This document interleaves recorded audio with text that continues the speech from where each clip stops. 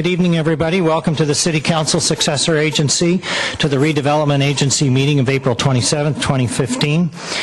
We are going to begin with the Pledge of Allegiance, which is going to be led by the members of the San Carlos Eaton Hills 4-H Club. So would you all please rise?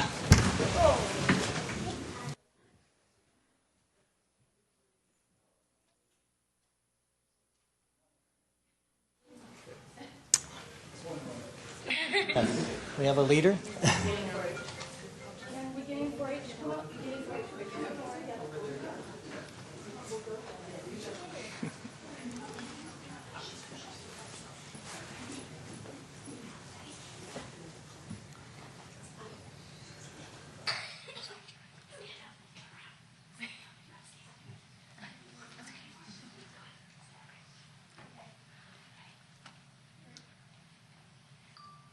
Pledge allegiance to the flag of the United States of America and to the republic for which it stands, one nation, under God, indivisible, with liberty and justice for all. Thank you. Okay, do we have any changes to the order of the agenda? Mr. Mayor, if you can give me just a second, there was a suggestion made earlier that we switch, I believe it's one of the public hearing items, and move the Holly item. Let's see if I can find it here. It's 9B. To 9B, yeah. So if we want to flip 9A and 9B, I would ask maybe that we kind of check in with the audience and those folks that are here, if that's okay with them. The staff doesn't have an issue with it. All right. Are there people that are here to speak on the Holly issue that would rather that the item were addressed sooner rather than later? You just want to raise your hands? Okay. Well, maybe we just leave it the way it is. Are there folks that want it to stay the way it is? Yeah. Okay. One nothing? It doesn't matter to me. Your call. All right. Well, why don't we just as a courtesy, let's do it anyway. We'll make so 9A. We will take 9B before 9A. Okay. All right. Is there any report from the closed session? Mr. Mayor, there's no report from closed session at the special meeting. All right, thank you. Now we're going to have council communications and announcements. These are brief items by members of the council regarding upcoming events in the community and correspondence that they have received. They are informational in nature, and no action will be taken at these items at this meeting. All right, let's start with Matt. You want to start? I actually think this happened before the last council meeting, and I didn't think about it. Was the subcommittee that you guys put me on for the dog park? We did meet, and we looked over the park and made some decisions, and we're going to be looking at what kind of fencing to put in, but that is, in the works and moving along. So just thought I'd let you know. Okay, thank you. Bob? Mr. Mayor, I have nothing this evening. All right. Mark? Thank you, Mr. Mayor. Just two brief items. One is I attended, on behalf of the council, a board meeting of the South Bayside Waste Management Authority last week, at which we discussed their long-range plan and various other things. And for the benefit of the audience, those are the folks who manage our garbage and recycling collection. And I also had, as a number of us did, the opportunity to participate in the Black Mountain Properties open house that was held on Saturday, which was very well attended. So I was not keeping track of the number of people that were going up and down the road, but it sure looked like several hundred people to me. And I did also want to specifically compliment, since I was down at a little bit of a lower level, compliment both the mayor and the vice mayor and the city manager for doing an excellent job in the presentations. I had quite a few people both on site that day and afterwards reach out to me and say that they thought you really all did a bang-up job. So thank you. Okay. Cameron? Thank you, Ron. Yeah, I will echo what Mark said about the Black Mountain Open House. It was a great event. I thought the staff did a really wonderful job with the presentation materials, and we got a lot of really positive comments, so I was excited to see that. With Mark and Ron, I attended the annual Progress Seminar in Monterey, which is a retreat for San Mateo County elected officials and other San Mateo County stakeholders. We heard a State of the County address from Supervisor Carol Groom, as well as attended a number of breakout sessions on issues like housing and transportation and the digital divide. I'm the city's representative to the Association of Bay Area Governments, also known as ABAG, and we had the ABAG annual meeting on Thursday. It was a good meeting. There was a lot of discussion about water issues, as you might imagine. Unfortunately, ABAG requires a quorum of 50 cities to attend, and only 47 attended, so we were unable to vote on the budget this time, so they're going to do a conference call, I think, or something to get that done. Lastly, on Friday, I attended the Council of Cities dinner, which is a monthly dinner of elected officials from San Mateo County in Millbrae, which was a nice dinner. The main topic of conversation was Super Bowl 50, which, as many of you may know, will be hosted in the San Francisco Bay Area at Levi Stadium in February of 2016. So we got a presentation from the host committee about all the effort that's going into creating a great Super Bowl week, really, with a Super Bowl village up in San Francisco, and talked about transportation, how to get people to and from the city, and how the city of San Carlos can participate as a Bay Area community. So it was a good presentation, and that's all I got. Great. Thanks, Cameron. Well, I had a couple things. I also went to the Council of Cities dinner, and again, congratulations to Cameron for his selection to the Transit Authority as one of the county representatives. I'm also a member of the Caltrain Electrification Task Force, and we had a very interesting meeting last Thursday in which they talked about things like level boarding, which if you've taken Caltrain recently, when the train stops, you have to step up to get into it. And what they're talking about now when the new electric cars come in a few years is creating a boarding platform sort of like BART. So you just walk straight from the platform onto the train. There are some issues with high-speed rail because those trains are going to be different, and they're only going to stop at, I believe, 1 or 2 stations. So there was a long discussion about what those stations would look like. But the good thing about it is that we are moving forward with electrification. It looks like it's probably be on board, no pun intended, in about 4 or 5 years.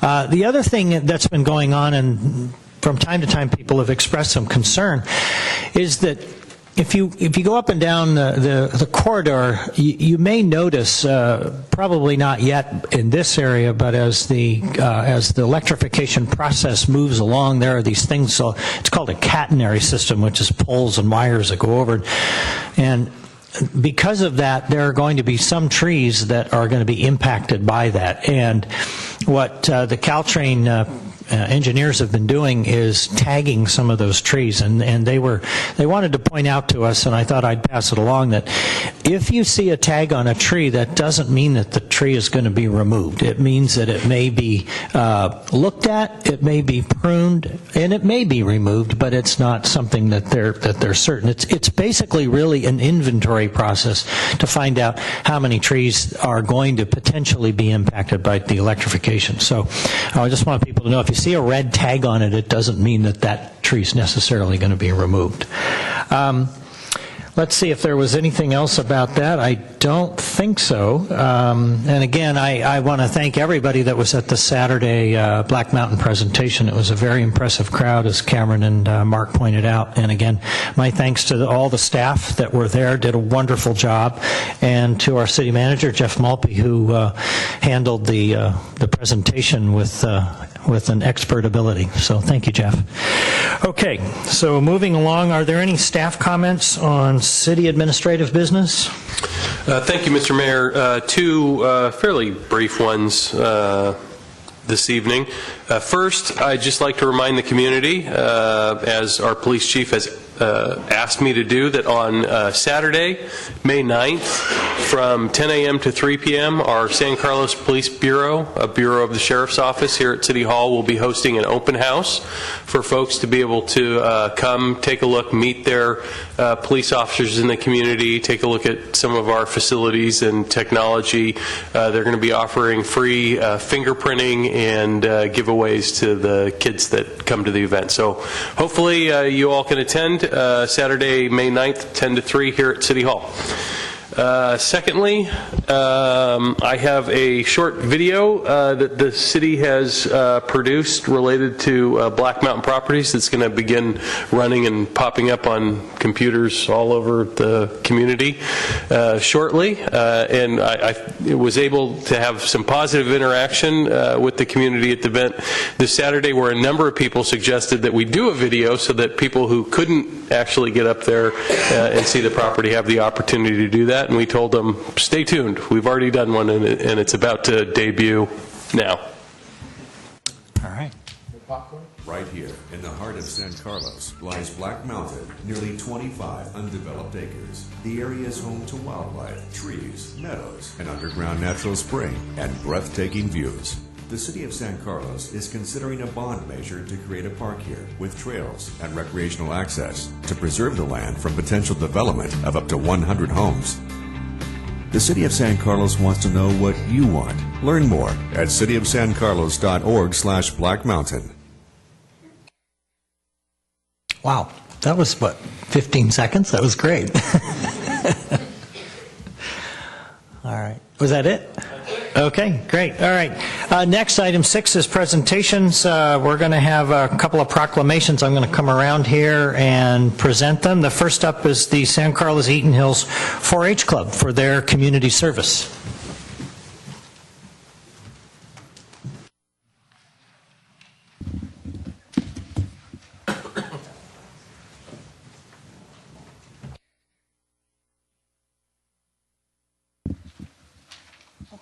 Why don't you face the audience so is this on? Hello? It's on. All right. Well, welcome everybody. When I was growing up, my cousins lived across town, and my cousin Vicky was always in the 4-H. And the best thing about 4-H, I thought, was that they always had a dog. It was always a golden retriever or a German shepherd or something like that. And I always wanted to join it. My mother, I don't know why my mother wouldn't let me, but she didn't. But my aunt and uncle let my cousins join. So 4-H has been around San Carlos for, I don't know, a lot longer than all these. Probably if you added up all their ages, it's probably been longer than they've all been alive. Certainly longer than I've been around. But tonight we'd like to honor the 4-H Club. And what I'd like to do, I think, do you have someone that you've selected as a spokesperson that's going to tell us a little bit? You all have short things, and let's do this. Why don't you introduce yourselves and tell us a little bit about what you're doing? And I think we also have some artwork, is that right, to show? Some pictures. Okay. Well, let's start with this young lady. All right. Talk right into the mic. All right.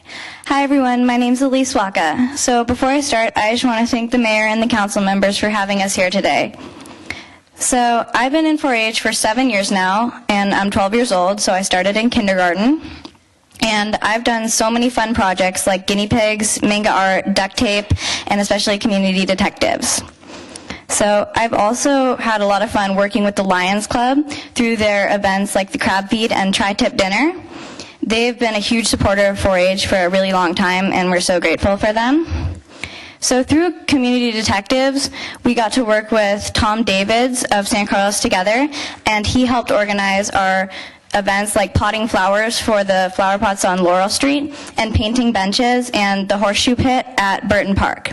He even helped us to weed out the garden next to the youth center at Burton Park. So can I have all the Community Detective members stand up? Yay!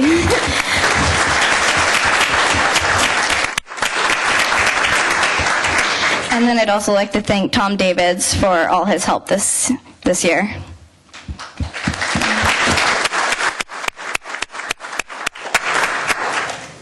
And next next up, here's Nolan. He's a great member of Community Detectives. Yeah, hi. Yeah, I guess you know my name. This is my 4th year in 4-H, and one thing we did for Community Detectives was to plant the flowers that will go on Laurel Street. Another thing that we did was to plant the picnic tables in the horseshoe pit at Burton Park. And a couple of weeks ago, we cleaned out the garden beside the youth center, and then we planted squash, tomatoes, and chard there, so you can eat those, I guess.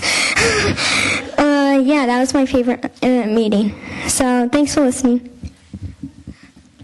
My name is Anya Noth, and I'm the president of our club this year. We have 140 members, ages 5 to 19 years old. And 4-H in general focuses on leadership development, life skills, and civic responsibility through a variety of projects, such as cooking, beekeeping, computer programming, shooting sports, public speaking, and our annual club-wide Capture the Flag game. You saw our beginner 4-Hers experience public speaking by leading the pledge tonight. I was one of them 11 years ago. When I was younger, I did beginning cooking as well as raised chickens and eventually raised lambs on our club farm. Last year, I led the community service project, and this year I helped lead the horses project and help teach younger 4-Hers about horses. And here's some more of our officers to talk about their experiences. Hi, my name's Cormac Keegan. This is my 7th year in 4-H. I am the treasurer of our 4-H club, and as the treasurer, I have to manage 2 accounts. One is our farm account, and one is our general account. So for each account, I have to manage how much money we have. I have to write down all checks to every single person I'm going to deliver them to, and I have to get them signed. So there's a lot of responsibility in that, but I take pride in it, and this has been my 2nd year, my final year as the treasurer, which I'm sad to see. But yeah, so that's what I do as a treasurer. And I'm also a junior team leader, a part of our SET project. And so as our SET project, it stands for Science, Engineering, and Technology. So we do like different science experiments, and we build things, and we learn new technologies. And so as a junior team leader, I watch over the kids and help lead the project. Hi, I'm Daphne. I am one of the junior farm bosses for our 4-H club. This is my 5th year in 4-H, and I've raised 2 lambs and 4 pigs. I'm Anthony. I'm the other junior farm boss of our club, and I've been in 4-H for 5 years, and I've raised 1 lamb and 1 pig. So first off, we just wanted to thank the city and everyone on the city council for allowing us to use the land at the end of Oak Creek Lane as our farm. This is something that's very unique to our club, and we are so privileged and lucky to be given such great opportunities right here in San Carlos. The farm is so incredibly important to our youth, and many 4-Hers who have had the opportunity to raise animals in San Carlos and on our farm have been inspired by their experiences and have gone on to study fields in medicine for humans and animals, education, farming, and business and agriculture. Joining the farm has opened up more and more relationships within the agriculture community for all of us. Being a member of the farm has given us opportunities to meet people in the agriculture community all over California through breeders, veterinarians, feed company representatives, big and small production farms, college professors, and the list continues to go on. So also the importance of the farm to me was it taught me the importance of responsibility and like taking care of your animal, and also how to plan ahead. And then also our club this year had the opportunity to raise the Penn Pride animals. And when you've ever been to the fair, you can usually see the Penn Pride animals. They used to be a steer, but now they're 2 pigs. And the kids that have been part of the Penn Pride, they've been given the opportunity to see what it's like to raise an animal without fully being there every day.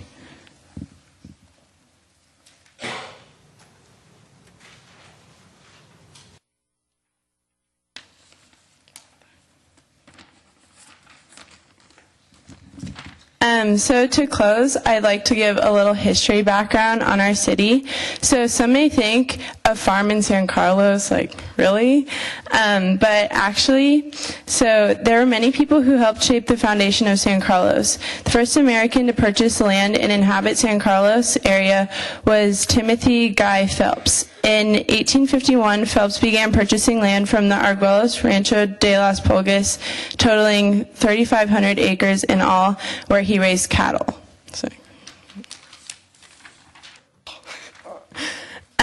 While it may not be a farm town today, we are so lucky San Carlos still has this little piece of history. Thank you for your time.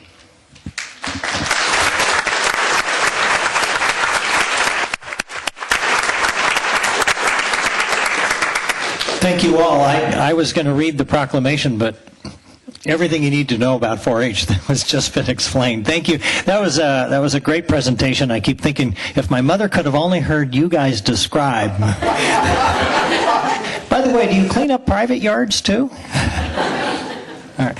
Well, thank you all so much. And by the way, I knew this once, I forgot it, and now I'm glad I was reminded that the H, when you think of 4-H, it stands for Heads, Hearts, Hands, and Health. But the 4-H does so much more today than they did 50 years ago, and I'm very happy about that.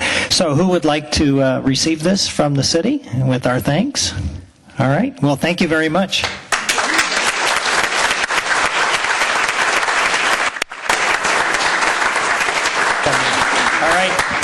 We have one more president. Sorry, Mr. Mayor, through the chair. Perhaps 4-H would be willing to accept a gray-haired new member. Oh, yeah, where do I apply? I have gray hair? Oh, okay. Oh, sorry, a youthful new member. Our second presentation tonight, and I'll apologize to Bill Chang for having to follow the 4-H club. Bill Chang from PG&E is here, and April is Safe Digging Month, and as any of you may recall or may have been reading the papers, it never was more important than about 10 days ago in Fresno, where someone who was digging didn't know where the PG&E line was and cracked it, and there was several injuries, hopefully no deaths. No deaths, so that's great. Bill, we appreciate your service to us, and you're always keeping us informed on what's going on with PG&E. So I'd like to honor you and PG&E with this proclamation for National or State Safe Digging Month, or PG&E Safe Digging Month. All right, is there anything you want to say to the audience? Yes, certainly. Hi, thank you, Mr. Mayor, and thank you, this council and city staff for squeezing this in on today. I know you're very busy. I'm glad there's a lot of folks here, because I can't reiterate the importance of calling 811 before any kind of digging project, whether it's your contractor or yourself on your own property. And it's not just PG&E's infrastructure; it's the city's sewer lines, it's the city's water lines, it's telecommunications. And if you hit something, I mean, the least that can happen is your weekend project is ruined. And the worst, let's not even talk about what's the worst that can happen. And again, it's not just PG&E's infrastructure. So if I can give everyone here some numbers, in 2015 alone, in January, February, and March, there were 46 instances on the peninsula in San Mateo County of someone hitting some level of gas line that belongs to PG&E. So that's 46 instances where something really bad could have happened, but luckily did not. And for context, that's 46 instances in San Mateo County. And in all of the city of San Jose, which is a city of 1 million people, there were only 30. So I think collectively we can all do better here on the peninsula, including PG&E. So and we're happy to partner with the city of San Carlos right now on an 811 call before you dig project, and San Carlos is leading the county in that effort. So thank you for San Carlos. Thank you, Bill.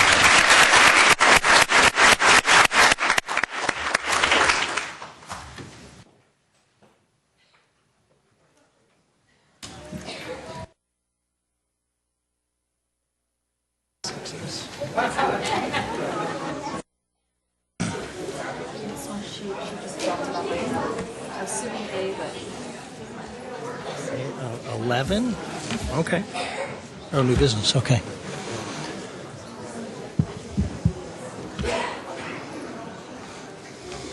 Guess we'll give them a moment to clear out.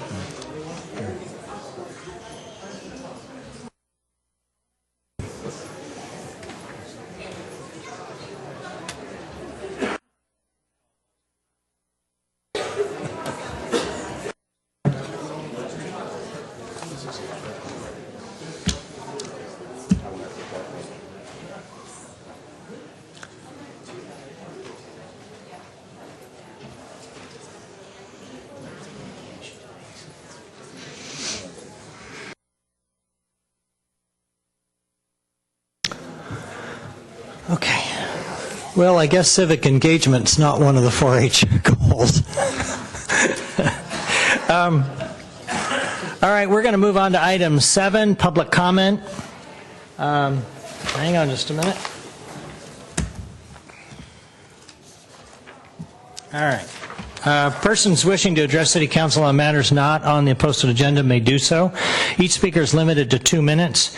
If the item you're speaking on is not listed on the agenda, please be advised that the City Council may briefly respond to statements made or questions asked or posed as allowed under the Brown Act.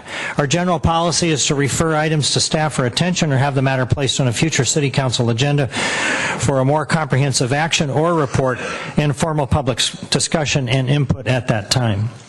All right, let's see. Trying to see if I have anybody for, I do not have anything on the, no speakers for an item not on the agenda.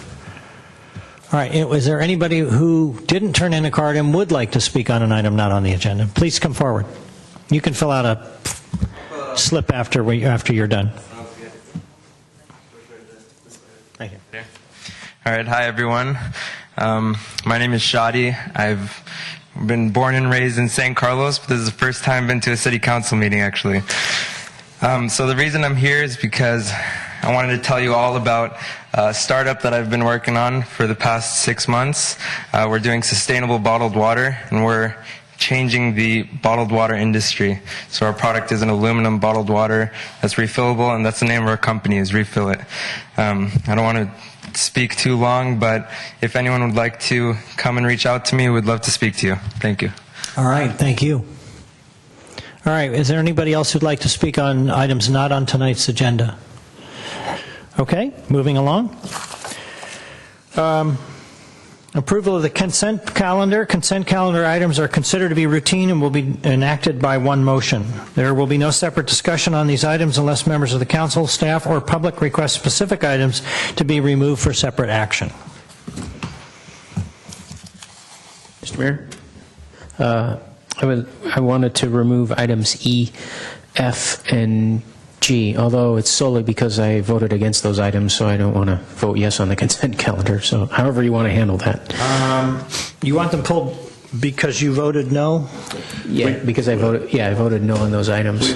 So in voting for the item in the past, we've allowed councilmen who are voting against just because voting against the consent calendar because of one item, that you can just record that and that'll be reflected in the minutes, and then you can proceed with approving the consent calendar if you'd like. All right. Yeah. Is that good? Just to be consistent? Sure. That's fine. Mr. Mayor, I move approval of the consent calendar. Second. All right. Motion. Mr. Mayor, just a reminder, there's 3 ordinances that we'd just like you to read those ordinances into the record. Okay. Let's see. So that would, my motion would include adopting Ordinance 1485, amending Title 18 of the San Carlos Municipal Code, consisting of changes to building placement standards in the MUDC district for the 700 and 800 blocks of Walnut Street and in the MU-D district. As well, adopt Ordinance 1486, amending Municipal Code Section 13.12, adding preference for vendors and non-professional services utilizing environmentally sustainable materials, products, or methods in the City of San Carlos, and adopt Ordinance 1487, amending Municipal Code Section 5.04.120, adding mobile food facilities as a business type and updating fee amounts to reflect past and future increases under Section 5.04.090. Okay. I don't think we need another second for that, right? I actually didn't catch the who seconded that. I seconded it. Bob did. Yeah. All right. Ready, Crystal? Councilmember Grisilli? Yes. Councilmember Grocott? For all of them, Yes, except with the understanding, sure. except for EFG. Okay. Councilmember Johnson? Yes. Councilmember Obert? Yes. Mayor Collins? Yes. Okay. Moving on to item, I think we agreed to move item 9B before 9A. This is to receive a presentation on the results to date of the parking restrictions and striping changes on Holly Street from Industrial Road to Old County Road, and provide city staff with direction regarding additional measures to explore. Jay. Good evening, Mr. Mayor, members of the City Council. Jay Walter, Public Works Director, to present this item to you tonight. So as the Council and members of the public can remember, back in July of 2014, we had the opportunity to come forward to amend the parking restrictions on Holly Street from Industrial to Old County to implement restrictions between 7 a.m. and 6 p.m. Monday through Friday. And the Council at that time also approved implementing a new signal timing strategy on Holly Street with the purpose and intent of trying to help traffic get through the stretch of Holly Street between the freeway and the downtown or back in a more efficient manner. And in October of 2014, we actually went ahead and implemented the parking restrictions, and we striped for 2 lanes in each direction and modified the timing. Around that time, we hired traffic consultants that could come in and help us with the traffic counts and travel time runs before and after the modifications were made, because we wanted to try to have some data that we could use as we move forward with seeing how effective the changes were. So tonight, this is really an interim report to you as a council. We still have some data to be collected this summer. In particular, in August, we plan another travel time run and traffic count, because that will give us one particular before and after, that is the time frame when we had before the improvements were in place, and then once the improvements are in place. So we felt it was important to get at least that information to compare the apples to apples.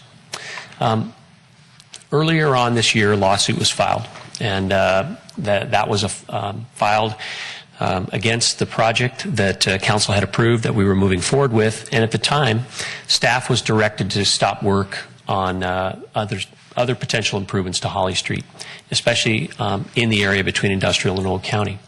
Now that the lawsuit's been dismissed, one of the things that we need direction from you on is what else we want to do through there. And I think there's some good ideas that have been suggested by our residents and others. And so I think tonight is an opportunity for you to hear what some of those were and give us some feedback on those, so that we can move forward with the potential implementation of some other improvements. And as well, we want to make sure, as I mentioned before, that we have the opportunity to get that last count of the traffic in summer, as it'll be the good before and after comparison. So many suggestions were received through email and other conversations that we've had. So I felt like I would go ahead and walk through those. And again, as council has questions on these, I'd be happy to try to address those. What I've included in here is, at the end of each of the suggestions, is an order of magnitude cost. That's by no means exactly what it's going to cost, but it's my sense of what would be required for us to go ahead and follow through and potentially implement these suggestions. So the first one, as it relates to decreasing the speed limit from 30 miles per hour to 25 miles per hour, one of the things that we must do as a city, and the police chief will definitely back me up on this, is we must do an engineering and traffic survey of that street section to be able to make a determination of whether we would change the speed limit or not. Council simply doesn't have the ability to change that speed limit on their own. So we want to make sure that we're following the process. And the Holly Street corridor, further than just this one section, is coming close to being due for a new engineering and traffic survey. So I've included that cost as to what I believe that would take for us to be able to complete that work. The second one, providing better signage. The idea may be electronic signs that would change depending upon the time of day, that would alert drivers that cars are parked on the right lane ahead. That's been one of the most common complaints we've had from folks, is that on those hours when the parking is not restricted, they're sometimes surprised to see the parked cars in the right lane ahead, because we have signs in place, but they're not necessarily easy to read maybe in the evening or when there's traffic around them. So it's something we feel like could be done to help improve that situation. And if we use electronic signs with providing power and all the work that would be involved in that, I think it would probably be in the neighborhood of about $100,000. Another idea was restricting large vehicles, especially large tractor trailers, semi-trucks from Holly Street while we have the two-lane configuration. Maybe it could be all the time, but this is something which we would have to definitely have an opportunity to reach out to the trucking industry. We would need to talk to Belmont, particularly because there would probably be some of those trucks that would be diverted off on Harbor Boulevard in Belmont. And then to implement this, we would have to have some signs on 101 as well. And those are signs which are quite a bit more costly than any signs that we would put up within the city. So I used an estimate of that to try to cover all of those various costs. Improving traffic light synchronization at Old County and El Camino, I think we could continue to look at that. A consultant's time would probably be in the range of about $15,000. One suggestion was made that we might signalize Holly Street at Laurel and put that into the interconnect plan that has Old County, El Camino on Holly Street, and to fully signalize that location with equipment, detection, and all that's required would be about $200,000. And then another suggestion that was made was to widen the driveway aprons on Holly Street to make it easier for residents to enter and exit their driveways during the times when parking is prohibited or even at other times. And we looked at the cost based on some of our more current costs for curb, gutter, and sidewalk, and that would probably be in the range of about $200,000 for all the properties along that section of Holly Street. Providing additional paved areas adjacent to existing driveways was suggested. That would allow more cars to park off the street. That's one which I think has a planning connotation, so I think we would have to work with our planners on that to help if we were going to modify the zoning regulations to allow that. So I don't have a cost on that because I think it's early staff time that's required first before anything would be done. Repairing or replacing all the sidewalks along Holly Street to enhance pedestrian safety. I have that marked down as $200,000 like the estimate from before. That's all the properties fronting Holly from one end to the other. There was a suggestion made to reduce the hours of no parking on Holly Street to 8 a.m. to 5 p.m. Monday through Friday. That could simply be done by changing the signs. However, that's one which doesn't correspond to the data that we had collected before when we have higher volumes of traffic on Holly Street from the 7 a.m. to 6 p.m. time frame. There was also a suggestion to study closing the southbound US 101 exit at Holly for westbound traffic, requiring drivers to use other exits from the freeway. So you could exit southbound at Holly Street, but you would be required to turn left and go over the freeway to the Redwood Shores area. And this is one which would definitely require consultant time for traffic simulation efforts, Caltrans approval before they would allow us to do that. There would definitely have to be a consideration of any other impacts that might occur at the adjacent interchanges. So I've included in there some consultant time for us to be able to study that more thoroughly if the council wants to go that direction. Just a couple more, and then opportunity for questions. One suggestion made to purchase a house on either side of Holly Street to create additional parking for the residents. Generally speaking, cost of the acquiring the property, the demolition, and the paving of the parking lots would probably be in the $2 million range for that alternative. Another suggestion to create one-way couplets that would involve East San Carlos Avenue and Holly Street in a westbound and eastbound direction, or further out Taylor Way, Terminal Way, to reduce traffic on Holly Street. Those would have significant costs for improving both Industrial Road and Old County Road, and kind of looked at that in the neighborhood of probably the $2 million range, the more work that you would have to do. It's also something which would be it would be a big change to what we've just completed on Old County Road, the bike not the bike boulevard, but the bike routing and the bulb outs that have been placed. I think that would have to be modified in some way. The other suggestion was made to install a crosswalk on Holly Street halfway between Industrial and Old County to improve pedestrian safety. That's one which I believe would require us to have an electronic flashing crosswalk of some type. So by the time you get power and the equipment installed and everything, I think we're looking probably in the range of $50,000. Another suggestion was creating full interchanges at Britton Avenue or Harbor Boulevard to reduce the traffic on Holly Street. That I see as a very extensive effort, would require much coordination and approval from Caltrans, and it probably is in the $30–40 million range by the time you've built bridges over the freeway and connected ramps in the northbound direction. And then the last one I have is that hiring a traffic consultant to run traffic simulations of various selected improvements in order to try to find that we have some quantifiable results.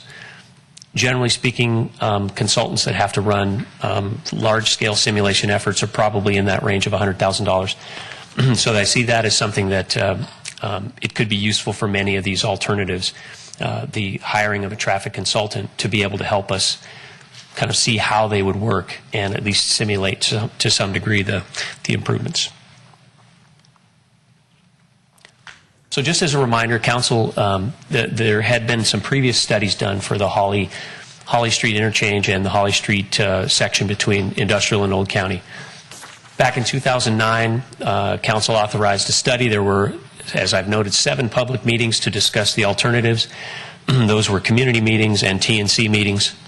The matrix of alternatives that was developed was reviewed with the public, and there were criteria factors that were applied to that.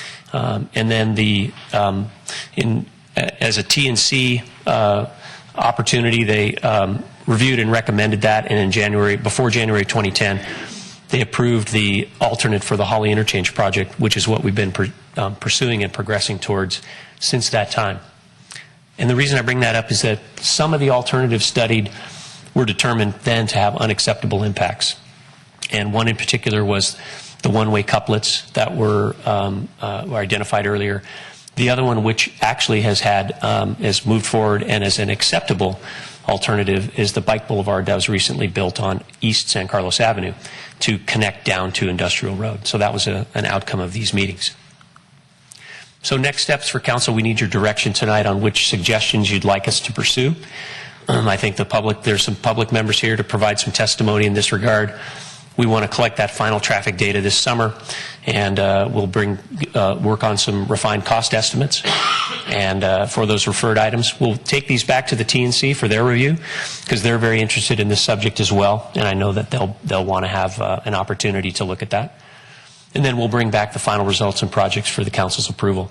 And again, depending upon what you ask us to look into, my sense is this is probably 6 to 9 months, but again, it will all depend on what you ask us to pursue.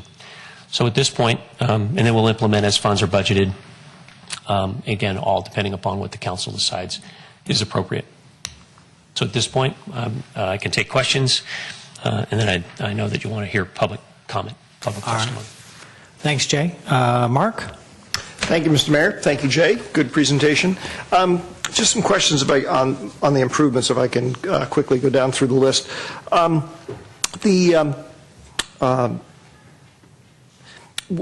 One of the things that came up in conversations I've had with folks there over the last few months was there were problems associated with garbage carts being set out on garbage collection day, and I guess some of our pedestrians walking on the sidewalks tended to push those off into the street to get them out of the way, which created a mess and inconvenience and stuff. Did that come up in any of your discussions as well? It didn't come up in any of the suggestions we saw from the public, but that is something that we've had an ongoing issue with at a number of times throughout the last several months. On Thursday morning, when garbage is collected along the street, there have been carts that have ended up in the gutter area, and that is potentially a problem with the lanes as narrow as they are. One of the potential opportunities there would be to consider paying for the backyard service, which would have the garbage dumped into the trucks and then those carts wheeled back onto the property some distance. So they wouldn't simply be left on the sidewalk. That's an unscheduled service in our current trash franchise with Recology right now, but there is an opportunity there. Right. And personally, I'd certainly like that to be considered kind of in the mix of things. I don't know whether that'll survive the list of what we ask staff to look at. Next question had to do with the traffic light synchronization, and I know you said the cost numbers are primarily associated with studies and whatnot. I thought we did synchronization, not necessarily involving Holly and Laurel, but some of the other synchronization. So what would this actually do? What's the incremental benefit? This would be looking again at the data that's been collected to see if there would be a benefit to make adjustments to any of the, we'll call the cycles for either Holly Street or El Camino or Old County Road. So I guess I'd say it would be, we could take a look at it and possibly make some tweaks to that, because it was done, you were correct, and we paid a consultant for that work. And so this would be an opportunity perhaps to take a little closer look maybe at certain aspects of it. Okay. The item about repairing or replacing sidewalks to enhance pedestrian safety, that's also one that I've heard resident input on. The $200,000, what would be involved with that? Would we be purchasing additional right-of-way to sort of move the sidewalks further back from the street, or what? In this particular case, this is leaving the curb lines at their existing position. So this is not moving the right-of-way back any further. If we did that, then there would be additional improvements on each of the properties that would have to be relocated. And I don't have a cost for those, but I know that there are many, great number of fences, walls, hedges, trees, and other things that are just behind the sidewalk that make it narrow now. So that could be a suggestion that is considered, but we would have to take a look and, again, sort of give an incremental cost beyond that, just replacing the concrete. Well, thank you for the clarification, but then is this literally then just repairing the sidewalks? That's what this cost represents, the linear foot cost of the curb, gutter, and sidewalk in its current position. Okay. Installing a crosswalk halfway between Industrial and Old County, that was something that had come up in discussions I'd had, and various people had approached me and said, the city used to have, not necessarily a lighted one, flashing light one, but they used to have one years ago there, and it was removed because it ended up being a safety problem. Are you familiar with that history, or is that? Not at all. I'm not. Haven't been around long enough to know that was there before.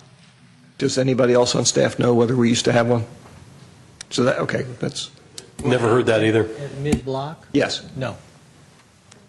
No, we didn't have one, or no, we don't know? I've never seen one there. Okay, all right. Let's see. I think that's it for me for now, Mr. Mayor. Okay. Bob? Just a couple of quick questions.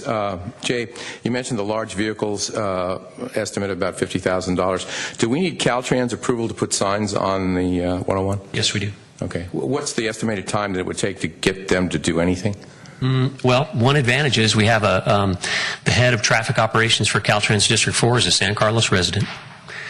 I did not know that. That's right. And so I've got it in. I've already talked to him about this idea. Sure. And he has said, yes, we're absolutely open to that. So it would end up being that time take to get the signs designed and placed. In place, okay. Yeah. I apologize. The only couplet I know about is Shakespeare's, and so I'm sorry. What I missed that day, and when we talked, if we talked about couplets, what are we speaking about there? So I apologize, Mr. Councilmember Grisilli. I probably don't remember. The concept would be that, for example, we'll use the Holly East San Carlos Avenue couplet. So traffic would come off the freeway. Yes. And they would proceed westbound on Holly Street. Yes. That's the only direction they could go on Holly Street in that section. Okay. So they would get up to Old County Road and then cross over to El Camino. Right. Traffic that's coming eastbound would come underneath the railroad tracks on Holly, take a right, I got it. and then make a left on East San Carlos Avenue, down to Industrial, and then they'd have to make a left back over to Holly. Okay. So basically just creating one-way streets. That's correct. Okay, great. Thank you. I think that's all I have, Mr. Mayor. Okay. Matt? To be or not to be? That's the question.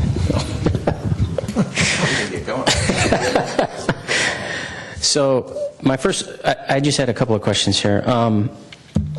If I heard you correctly, in terms of process, it sounds like you don't want to make any changes until we've done the traffic study in August. Like if we wanted to, for instance, do the large vehicle change or the speed limit change or whatever, if I thought I heard you say you want to wait on all this until we've also completed the study in August? No, I misspoke. Oh, okay. I think now's the opportunity for council to give me direction so that we can begin pursuing some of these other things.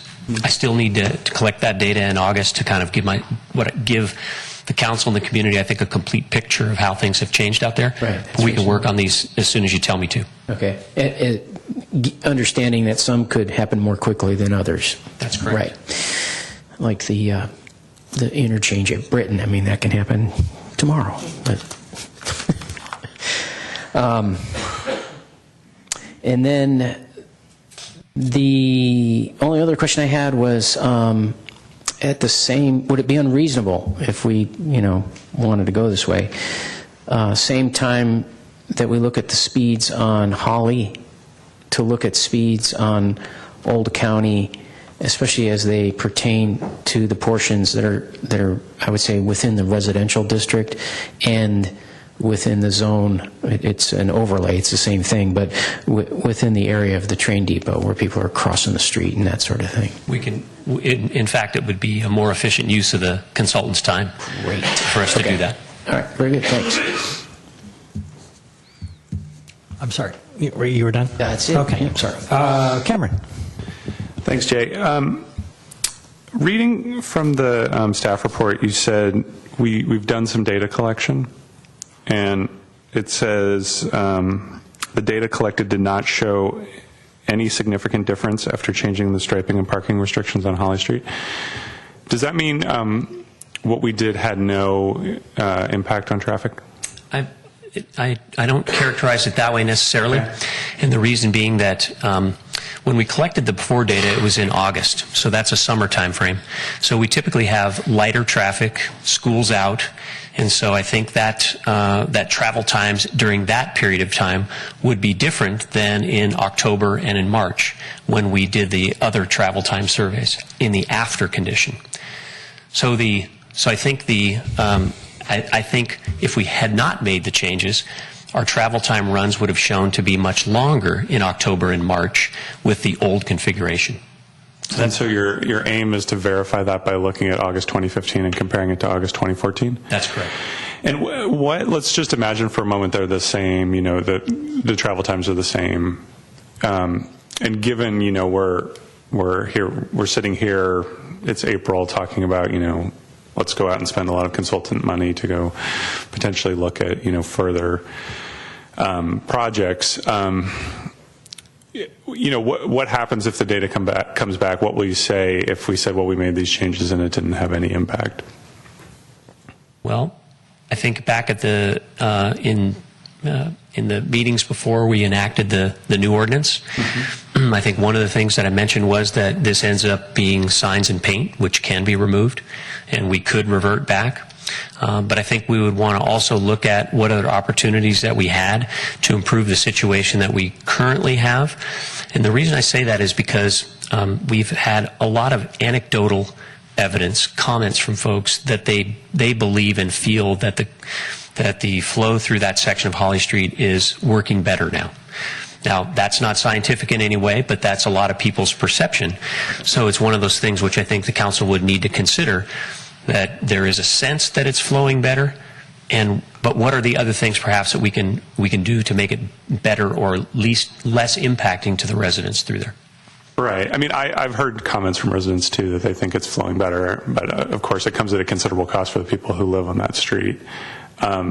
I personally am not surprised to see so far that the data hasn't shown much of a difference, because we already restricted parking during rush hour, which was the most significant time. And so this change was mostly directed at areas, I know, despite the traffic counts that we saw before, to non-rush hour times. So I'm not surprised to see that. I wanted to follow up on Mark's question about the signalization.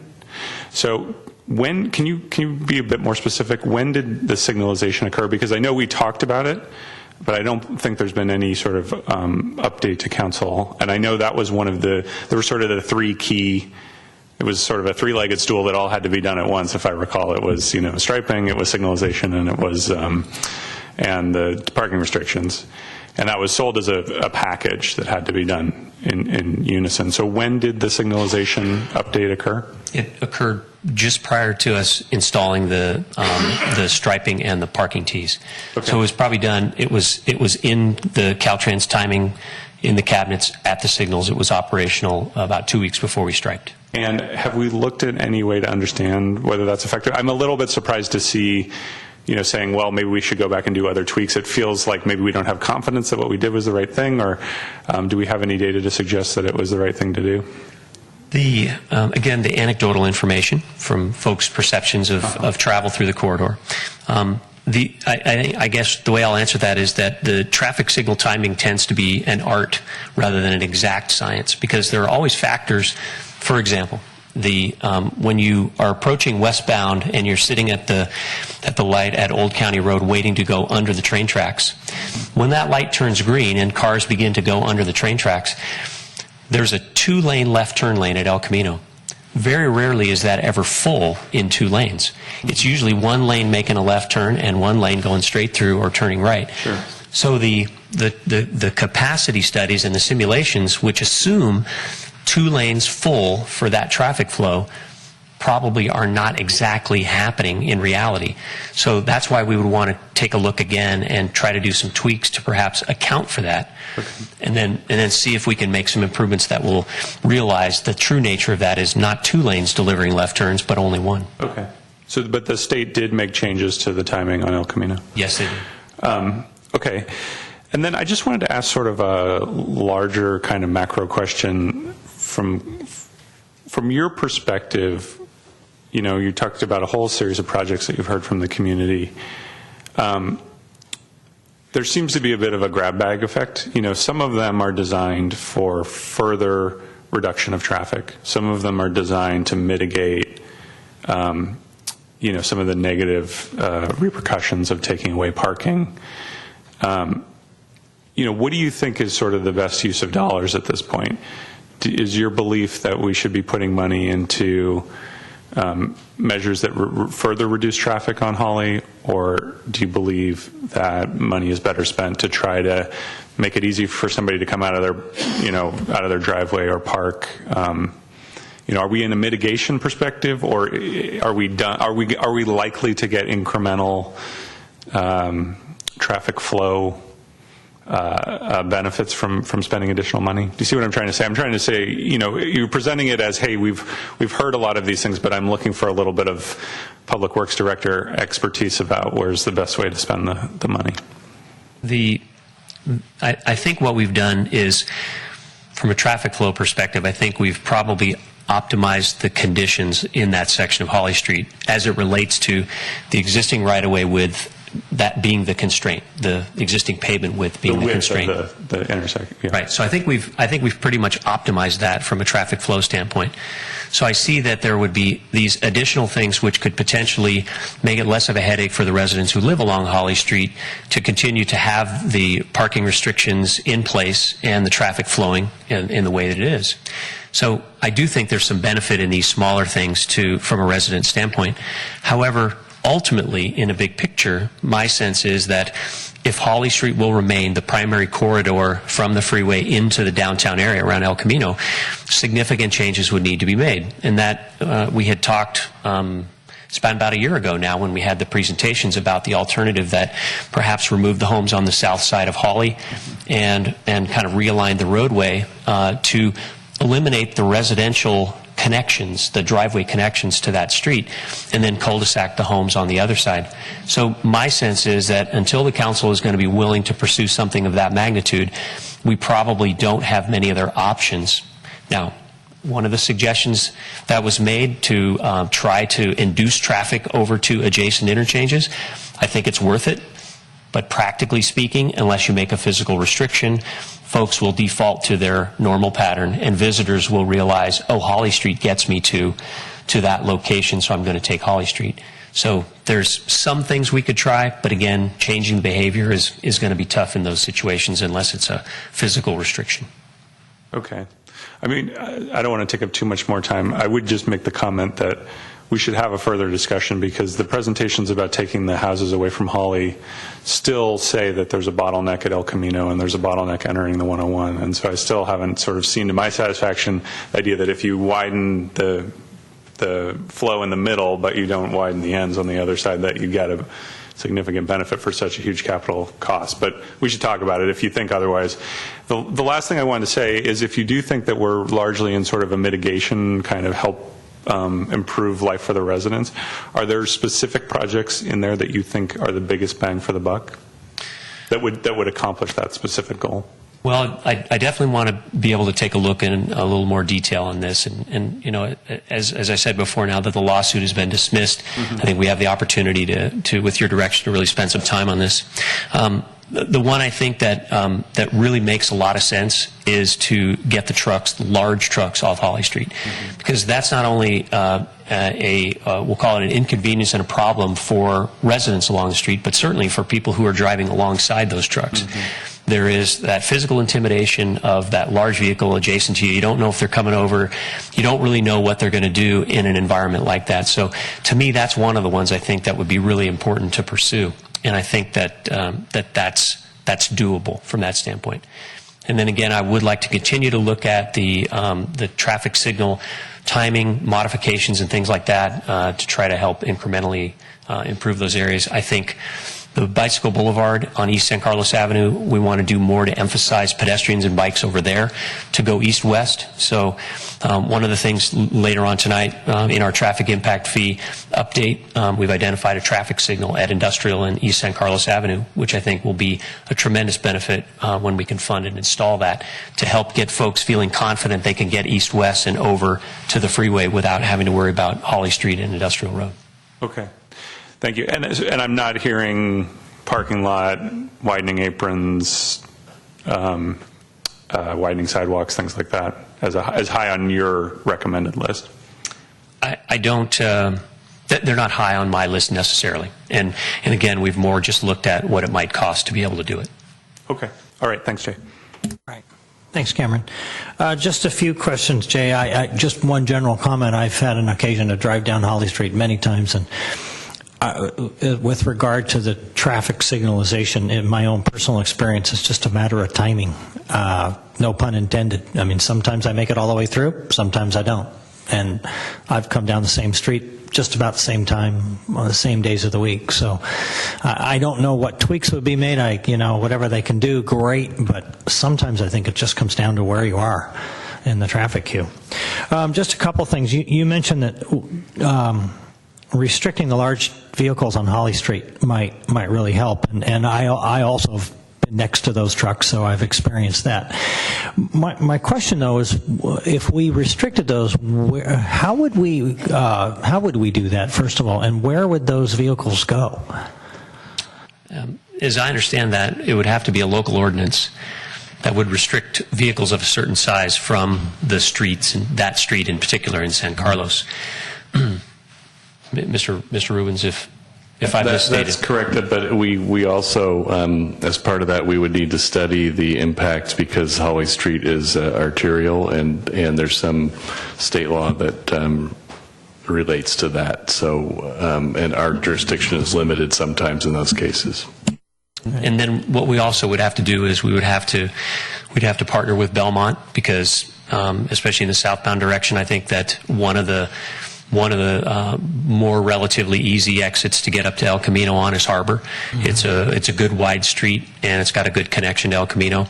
I think Britton Avenue would be impacted by that as well, but Britton's a good arterial, doesn't have residences along it, and so to a degree, I think between those two streets, we would be able to have those large trucks that would be able to get up to El Camino and then do their business, because some of them are destined for San Carlos, and so we definitely don't want them to be rerouted in such a way that they're going far longer distances just to get to the destination in San Carlos. Would we also possibly need to talk to Redwood City about northbound traffic, or would they just get off at Holly and then they just go down Industrial? Actually, I think it probably would be good for us to do that, because as a truck is coming northbound, if they can get off in Whipple, and have, let's say they have business in the southern end of the city, it might make more sense to do that. In fact, I wouldn't be surprised if some of them don't already do that now. Yeah, that's what I was thinking. They're probably already doing it. Okay, I think Cameron asked one of my questions, and I'm glad he did, because that'll just shorten my questions. There was a mention of, there was a cost of, I forget what it was. Was it Holly Street and Laurel? There's a cost of $200,000 for signalization. Isn't that already a traffic signal that's just flashing red all the time? Problem is it has no guts. So there's no detection and there's no cabinet, and so hardware there. There's a flasher unit that basically flashes those lights. But at this point, that's been in the ground for so long. I know we would have to redo all the conduits for detection and the conductors to the signals and install a controller. And of course, then that has to be interconnected to the signal at El Camino.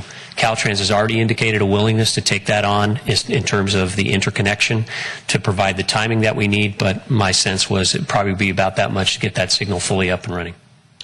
So, and again, just your opinion, if we were to spend the money on that particular intersection, would it have much of an impact, on eastbound Holly? I think it gives us a little bit more, I'll say, room to tweak the timing at El Camino and Holly and Old County at Holly.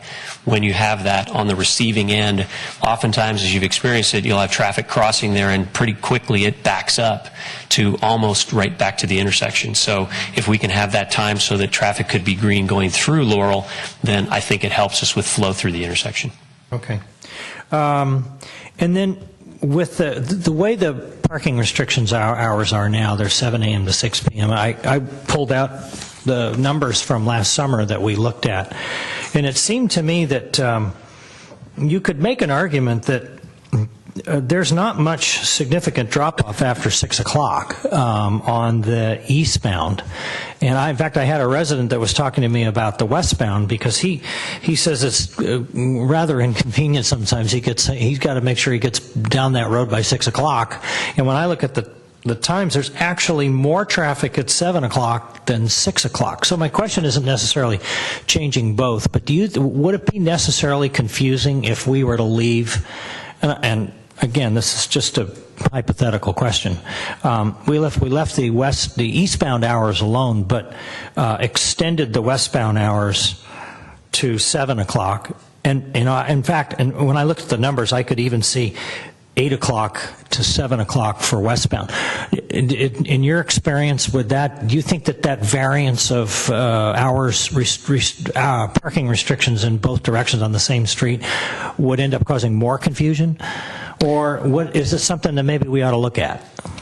I don't believe it would necessarily cause more confusion. We would sign it appropriately. I think one of the things that we've identified here are the signs that would be placed. As long as the parking restrictions are in place and there are hours in the day when parking is allowed, we need to have good notification on either end for those cars that come into that section of the street. So whether we went from 7 to 7 in the westbound direction or left it at 7 to 6, I don't think that's necessarily confusing, because I think we have to get in place that notification that's better, more instant to the drivers as they approach there. Then I think that's important for the weekend hours and the overnight hours as well, so they don't encounter those parked cars. But I think the time itself is not particularly relevant to be the same on one side of the street and the other. And I assume that signage would be electronic in nature, or would it just be fixed signs? My sense is the fixed signs are not working very well. They're not grabbing the attention and being easily understood, because we still have traffic that continues down through the section to the very last minute before they merge over when they see that there's actually a parked car there. Okay. And I think Cameron asked you which were the ones that you would do now, which is fine. And Mr. Mayor, Mr. Mayor, I'm sorry, and actually I'm glad you reminded me, because that is one that I think we really ought to do. Okay. That's a very important one to do. So that does rise up to near the top of my list for ones we should pursue. Okay. The electronic signs, and those that are activated time of day, so that there's that good message there. So I'm sorry to interrupt. No, that's okay. Which also led me to think of something else as far as what might be doable. I realize that we really can't change speed limits without a traffic study, but you think that assuming the traffic study confirmed it would make sense to reduce the speed to 25 miles an hour? Yes, it would. Okay. Again, it's all about the measurements, the data that's collected. Mm-hmm. We will be in consultation with the sheriff's office to talk about this. The factors along the roadway all could lead to that. Okay, and my last point was that it seemed to me that you talked about removing the homes on south side of Holly.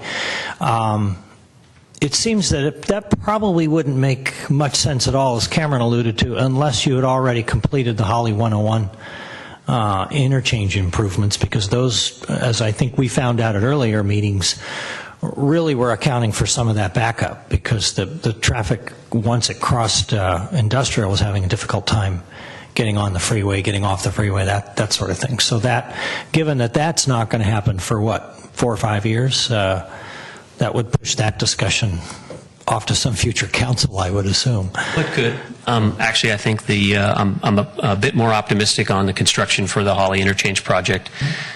We should have our environmental approval in June, and we'll seek the approval from the Transportation Authority to begin using our design money. And the consultant has about a 1-year design schedule to complete the plans. And then at that point, we probably have about 4 to 6 months for the Caltrans process to advertise and actually get the construction underway. So I'm feeling pretty optimistic that that's going to be sooner rather than later. All right, good to hear. Thank you. Okay, we do have some people who would like to speak on this issue. Peter Blanusa, are you here, Peter? Come on up.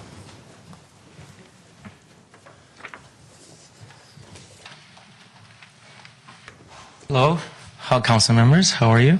I just want to confirm the receipt of the email that I sent on April 5th to all of you. It was part of our sort of email democracy where everybody was pitching in with ideas, and we submitted that to you. So just wanted that for the record. And thank you for including a lot of these comments into the your list here. So. As a general comment, I really want to say that I think you have a very strange approach into mitigation measures. You're on one hand trying to increase the traffic flow, and then on the other hand you're trying to decrease. So the mistake is doing any measure that is trying to increase the traffic through Holly. You have some fantastic measures like couplets and other ideas of closing off the southbound flow into the Holly, because those are decreasing traffic. Our problem on Holly is the volume and increase of traffic. That you have to prioritize the safety both of pedestrians and the residents coming in and out of driveways. So if you're looking at a priority list is really safety list. So whatever is increasing the safety of the residents and the drivers and the pedestrians, that should be on your priority list. You know, studying for another year, traffic counts will give us whatever it gives us. It doesn't matter. We need to be safe where we live and where we walk. And you are driving there. You need to be safe as well. So you're not doing a pollution particle increase study with the volume of traffic you're trying. So I think that's an important aspect also from the safety. Parking permits, online easiness, I have pleaded because I was part of this parking needs to get my issues. If you could wrap it up. Yeah, so I also will allude you to include that expediting parking permits issuance, and definitely look at any measure to decrease the traffic as your priority. So. Thank you. Okay, next is it Mary Buens? Oh, man. Did I mispronounce your name? Burns, I'm sorry. Hi. Mary Burns. Mary Burns. I'm a 13-year resident of Holly Street. I live at the house right next to the 76 station. And I moved there knowing what I was getting into. It's not like I moved it next to the airport and said, oh, I hate the damn planes. I knew exactly what Holly Street was. And my issue with the way it's gone about is this. Also, I was an 18-year veteran of the San Mateo County Sheriff's Office. I was a correctional officer for 18 years. So I'm vastly disappointed in the amount of law enforcement we've had on our street. Yes, maybe sometimes you make it from Old County to Industrial, but you're going 50 miles an hour if you make it. And I sit out in my front yard, and I can sit and tell you that at least 20 cars every hour are going at least 50 miles an hour down our street. And then I also have a 30-mile-an-hour sign right in front of my house. That sign has, on 2 occasions, been flipped the wrong way because it's getting clipped by trucks as they go by. I take care of 2 7-year-old girls at my house quite a bit, and we walk all the time. And I have to have them walk up the driveways and on people's lawns because I don't want them on the sidewalk. Because these trucks are not going 30 miles an hour. They're going faster than 30 miles an hour. We have the big Eddie Bauer buses going down the street going more than 30 miles an hour. I don't mind 30, 35 because, trust me, when I'm on the freeway, I'm not going 65. But on a residential street, they must be going 30 miles an hour and not a mile over because it's not safe. Go up and down my street and look at all the black markings you have on the side, on the curbs. That is from cars striking our curbs as they're going too fast up our street. That's all I had to say. Thank you. Great. Thank you, Mary. All right, next we have Priya Joseph.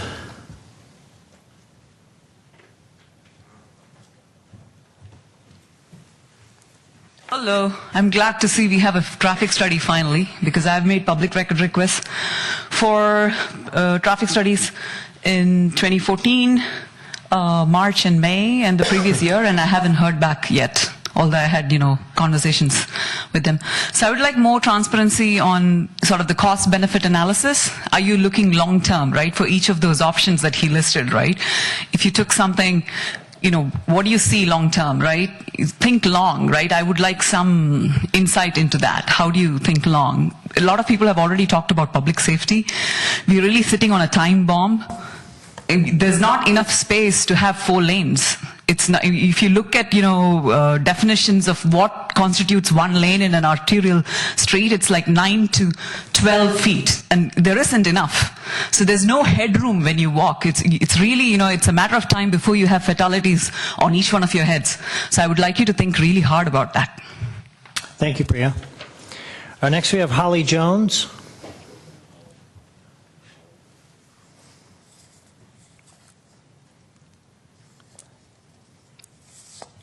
There. I also live on Holly Street, and my name's Holly. Everybody laughs, but that's okay. So anyways, I live just a couple doors down from Mary, and I'm on the north side of the street, and I don't know, there's so many different things. I'm like, what do I talk about? I guess one major thing for me is, the speed limit. It's insane how many cars go flying by and how few police officers I've seen. I actually saw one sitting at the gas station this last week, and I want to say it's probably the only one I've seen sitting.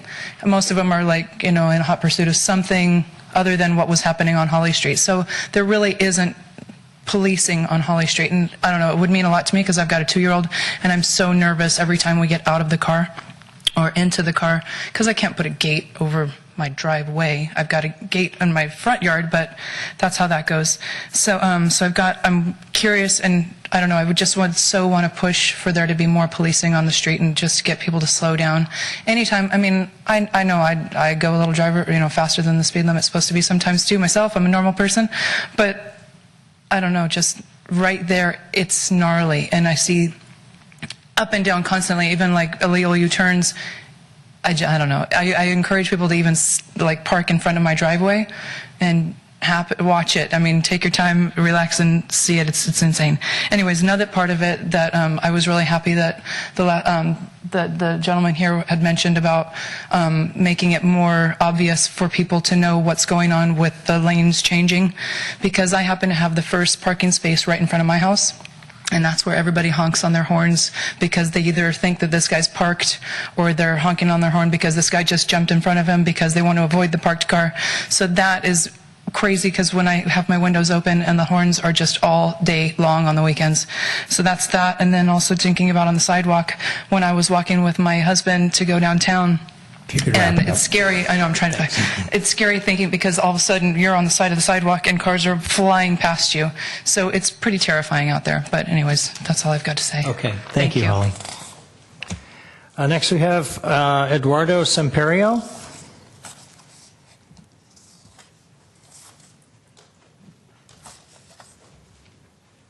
Good evening.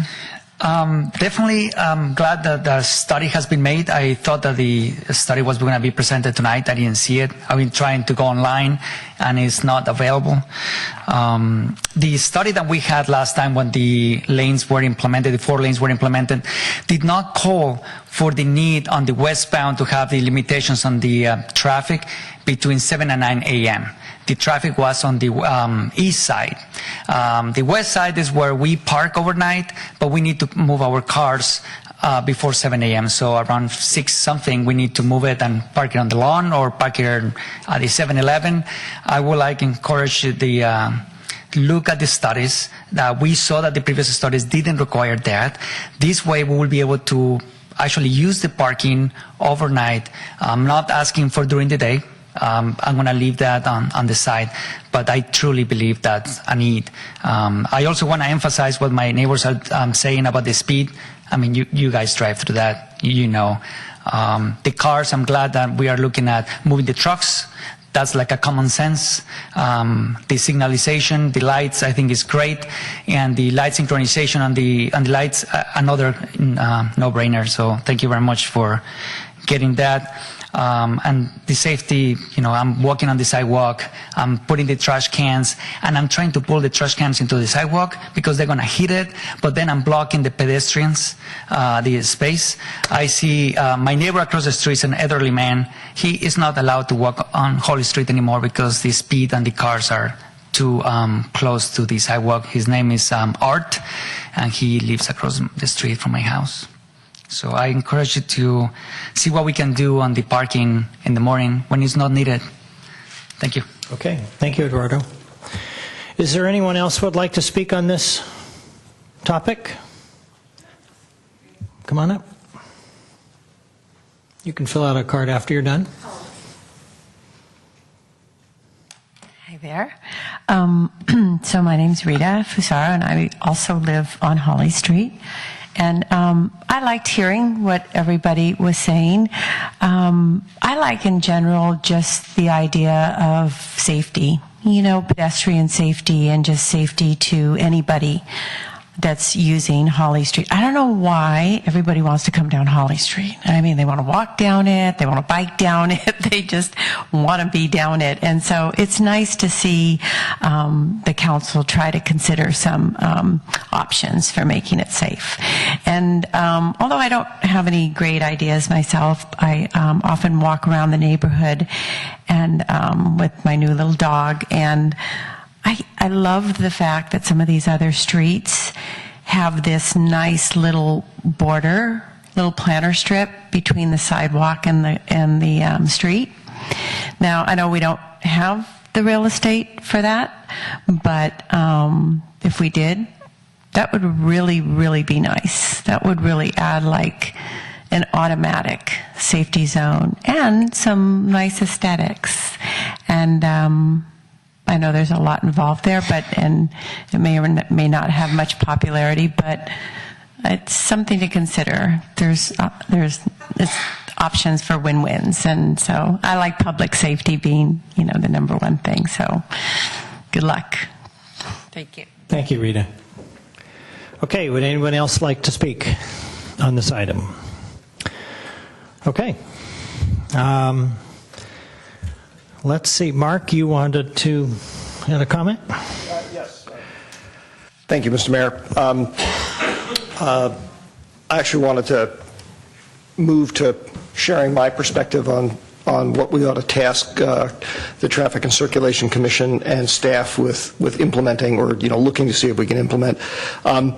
And I'd like to echo a comment that was made by several of the speakers as I was listening to the presentation and thinking about conversations I'd had with Jay over the last few months.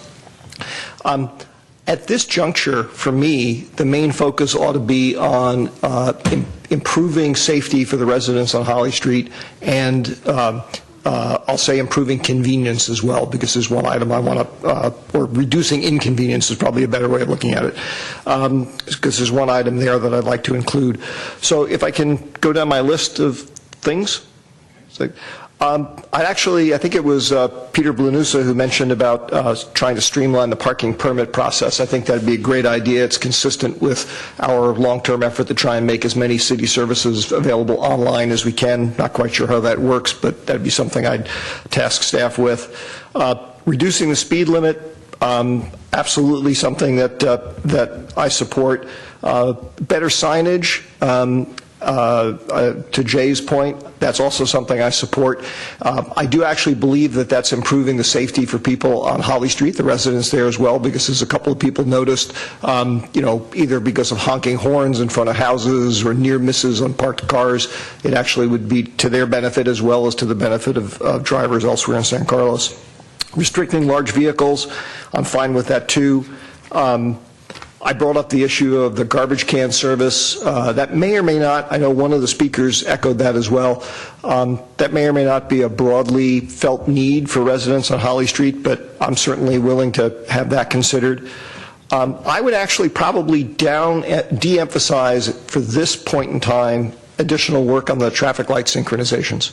And I wouldn't, it's not that I would say don't do them, but I'd say put those back in the hopper for similar types of things that we look at throughout all of San Carlos, and if it reaches the appropriate threshold, bring it forward. If not, then leave it alone. Widening driveway aprons, I think that's the one area where I said reducing inconvenience. I would definitely like that to be considered. Let's see, I think. I think that's it. It's not that some of the other ideas don't also have merit. I think a number of them do. It's just that in terms of what we can do reasonably quickly and not totally savage the budget, those are the things that I would like to see staff and the commission work on. And my closing comment on this too, by the way, is there are a number of things here. Personally, since it's been a while since we made this change and we had the delay introduced by the lawsuit, if there was a way for this to be managed so that we didn't necessarily have to wait for all of these things to be considered, so to bring them forward piecemeal as they get worked through, I'd prefer to see that, because I'd like to see making some changes as quickly as we can. Thank you, Mr. Mayor. All right. Thank you, Mark. Matt, do you have a list? I do. I just have a comment. I hope you'll bear with me. When Rita was speaking, especially, this thought came to my mind that, really what we've got here is something that's very similar to what they have at the San Francisco-Marin County line, which is, of course, the Golden Gate Bridge. And it's very similar, where you're trying to deal with in and out traffic at certain hours, people speeding. And what really made me think of that, Rita, was when you talked about walking the sidewalks, and there's no barrier. At least you have that on the Golden Gate Bridge. You've got a metal railing to protect you. And it almost just in jest made me think maybe we should build a Golden Gate structure, looks like the bridge at Holly Street, and get something out of this that's sort of a benefit. Put us on the map anyways. And bring more traffic to Holly. Yeah, exactly. I hadn't thought about that. Yeah. Toll bridge, toll booth. But seriously, I've got I call it, 3 yards in a cloud of dust plays, and then my one, long ball play. To stick with what somebody else said, I think about, thinking about the safety issues. I think it was Peter here talked about that, and then somebody else talked about you got to look at this also long term and big picture. So my 3 short yardage plays are better signage and even possibly striping, something that's on the roadway that shows you're entering a choke point. Number 2 is the reduce speed, and I would reiterate that I think we should expand that to be a T-shape instead of just Holly Street, and looking at Holly plus that first, I don't know what it is, half mile either direction on Old County. And then the third one is to limit truck and large vehicle traffic, whatever we can do to do that, and as soon as we can do it. My long ball play, or, Hail Mary, let's try and get a touchdown here, is to look at the Britton Avenue full exchange or I had never thought of this before, it's on the list here, but Harbor. And actually, thinking about it, I think maybe we'd have a better chance, possibly, with Harbor, because we could work with Belmont, possibly. And I think an approach to whoever's in charge of that, the state, is kind of go to them like you do when you're in sales, and you say, would you like to meet with me on Tuesday or Wednesday? And the person says, well, how about Wednesday? You know, and so you go to the state and you say, would you like us to do a full exchange at Harbor or Britain? See what they say. So those are my thoughts. All right. Thanks, Matt. Bob. Thank you, Mr. Mayor. I'm going to sound like a broken record, but my colleagues have mentioned it. I think speed, I think the 25 is something that we certainly should look at, and hopefully can be, as Mr. Olbert said, to have some of these perhaps be able to, I don't know if everything we talk about has to go to TNC or not. That's, procedure and process that you folks have to work out. But the speed limit, the large vehicles, I agree with the folks that have talked about that before. I've been next to them, as all of us have, and it is a little bit intimidating when they're there, especially when they come over. Third is the signage. One thing that, Mr. Mayor, you mentioned about Holly and Laurel. From not, and I don't know, maybe this is called anecdotal, but I get down there around 8 o'clock in the morning a lot when I'm going over. In other words, I'm going to go east, and I'm on El Camino Real. There are a lot of people that don't come down San Carlos Avenue to go on Holly. They cut over, and they come down Holly. And if there's a street light that's going to go all the time, I think you're going to have a backup on San Carlos Avenue, and you're going to have another. But the other thing is coming across, like later in the day, if you have a stoplight, I've seen cars now block the El Camino Real. And if that's a stoplight, there's no way that car can move. So I'm just anecdotally on that one. I'm not sure. I think that flashing might, again, the traffic experts will tell us, but I'm not sure about that one. Let's see, what was the other thing I had here? I can't read my own writing. It's wonderful. Mr. Grocott mentioned about a railing, and those of us that are old enough to remember, and I am, there was no railing on the Golden Gate Bridge to separate the cars from the walkway. There was no railing. And they put it up in the last 15 years or 20 years, but there was no railing. I think it's great that they have it, because I'm surprised that some accidents didn't happen anyway, but there was no railing. But that's not necessarily a bad idea. I mean, if we're not going to expand the sidewalk, again, the only issue we'd have, of course, is the garbage and how to figure out how to do that. But I don't necessarily, I thought that might not be a bad idea. And again, it might be cost-wise, but it might be some idea. Certainly, that would be a much safer situation. I finally read my writing here, my scribble. The driveways, if you widen the driveways, it might take away, I don't know, and again, I don't know all the length of it, it might take away some of the parking. So again, that's an item, what is it, the law of unintended consequences?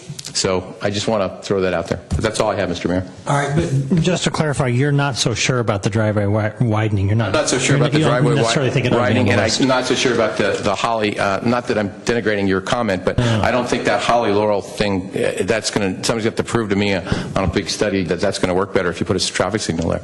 Actually, that's why I asked the question. But the first three, speed, signs, and large vehicles. Yep. Okay. Got it. Cameron. So I agree with my colleagues. I wrote down signs, trucks, and speed limit. So I think those are the place to start. I am also just interested to see what the study comes back in August and see where we're at. And, as I said, the status quo before this was there was no parking during rush hour, but you could park during the middle of the day.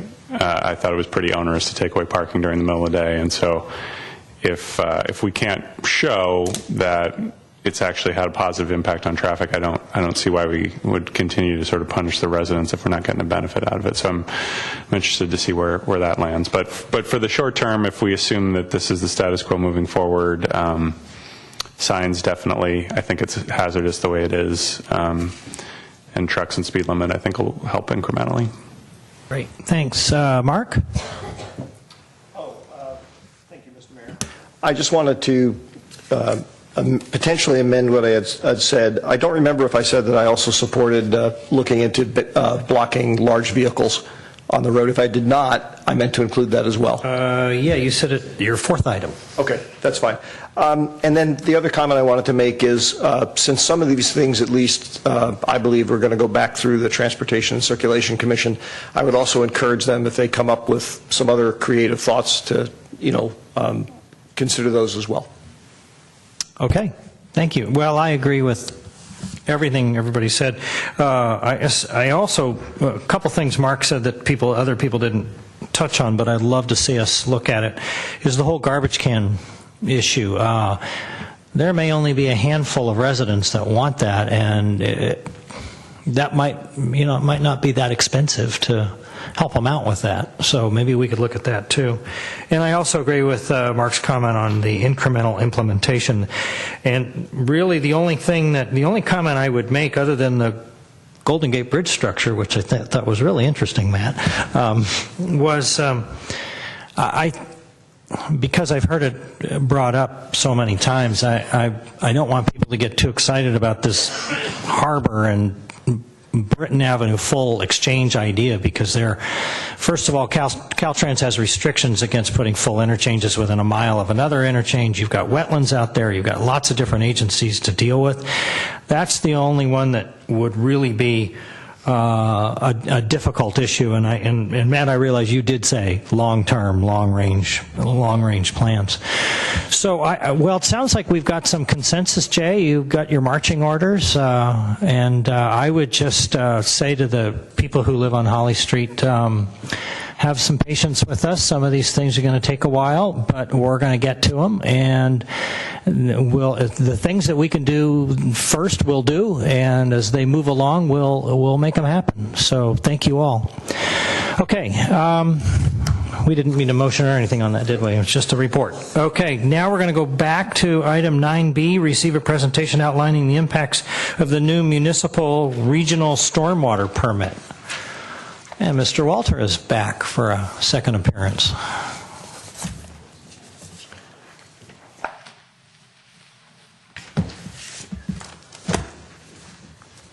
Good evening, Mr. Mayor, again, members of the City Council, Jay Walter, Public Works Director. And probably you've heard by now that the Regional Water Quality Control Board has designs on a new permit. And that's what we call the new Municipal Regional Stormwater Permit. And so tonight we wanted to give you an indication of what that may be like, what we're seeing in the draft permit, and some of the things that we feel are going to impact us in San Carlos in some very serious ways.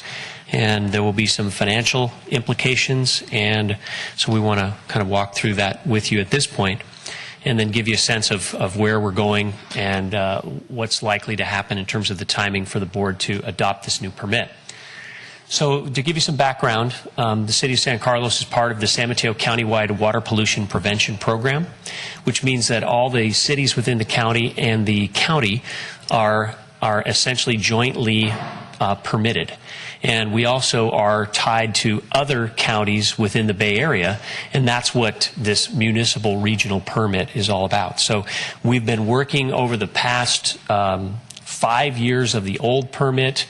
We share responsibility for the permit implementation and all the things that happen, all the requirements that are part of that. So there are many cities, counties, sanitation districts, and others that are also involved in this and have various requirements that they have to implement from an operational standpoint, as well as from a planning standpoint and from a maintenance standpoint. So that's the background. So we're continuing to be joined at the hip, as it were, on stormwater requirements and working together. And it's actually, there's an advantage to having the resources of a countywide agency that is able to do some of the work that small cities like us may not be able to do very well, except at a much higher cost. So that's sort of our background for where we are with stormwater permitting at this moment in time.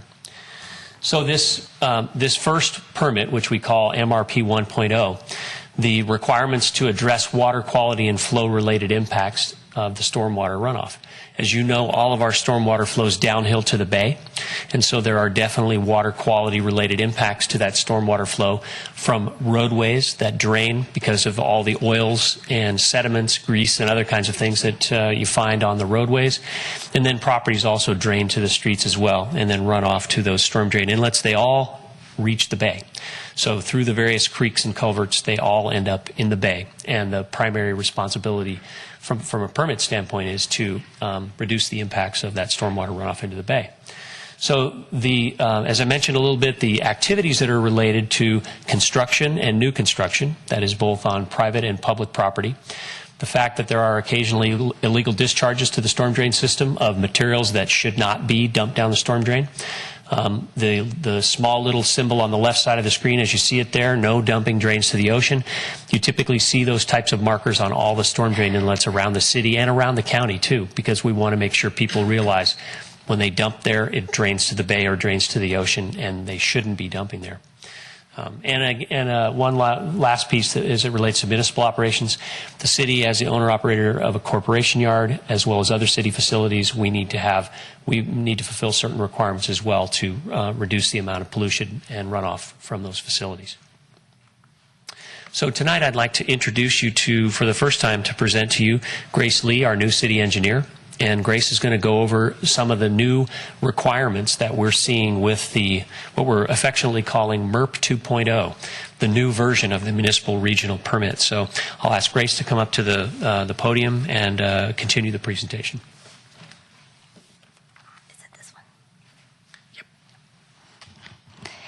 Good evening, Mayor, Council members. Grace Lee, City Engineer, here to present the impacts of the new MRP 2.0. The current MRP that we're operating under is actually expired, and it was expired in November of 2014. Currently, the draft MRP 2.0, the new permit, is being circulated for comments, and there's been a lot of back and forth with the regional board. Comments, questions, requests for clarification, and not a whole lot of answer back. So we know what the requirements are, or at least we know what the big topics are, but the details are still hopefully forthcoming. So right now what we're presenting to you is what we know so far, and the cost impacts are orders of magnitude of what staff is interpreting from the requirements of the MRP 2.0 of what we know so far. And despite the lengthy dialogue back and forth with the Water Board is still anticipating adopting MRP 2.0 by fall of 2015. So several significant impacts, and one of the, by far the most significant impacts of MRP 2.0 is the requirement for the Green Infrastructure Plan, and the development of it needs to be completed by June of 2016. This is a plan to comprehensively look at areas where we know has high pollutant concentrations, and to implement green elements such as what you see here, bioswales, permeous pavers, just green elements that would, the goal is to help reduce the pollutant into our stormwater system and improve water quality.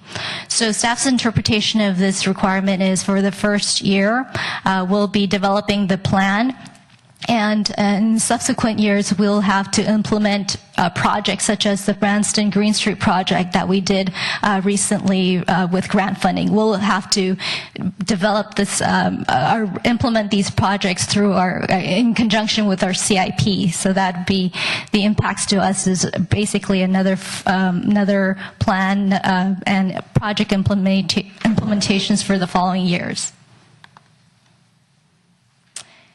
Another significant element, and this was a big impact from the original MRP, is the trash load reduction. Council already approved a long-range trash load reduction plan in 2014, and that included installation of several of these trash capture devices. In the new MRP 2.0, we're definitely going to see an increased requirement for trash load reduction, and which translates to more installation of these inlet trash capture devices and increased staff maintenance costs, as well as we need to do some increased on-land cleanups to prevent trash from entering our stormwater system. PCBs was also a big component of the original MRP and continues to be a big impact in MRP 2.0. We have known areas in the city where there are high concentrations of PCBs, and for this new round, the board has newly identified sources of PCBs, and they're saying that PCBs are found in pavement sealants and building caulking materials.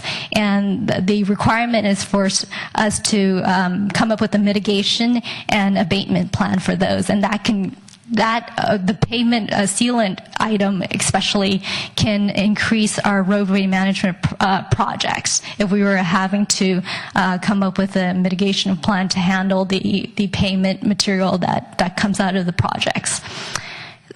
Staff's recommendation for this item to help reduce PCBs is to perhaps enhance our street sweeping program. And that is to include parking restrictions in an area where we know there are high concentrations of PCBs, such as the industrial areas. This will require, increased staff efforts to restrict parking, as well as increase the street sweeping efforts.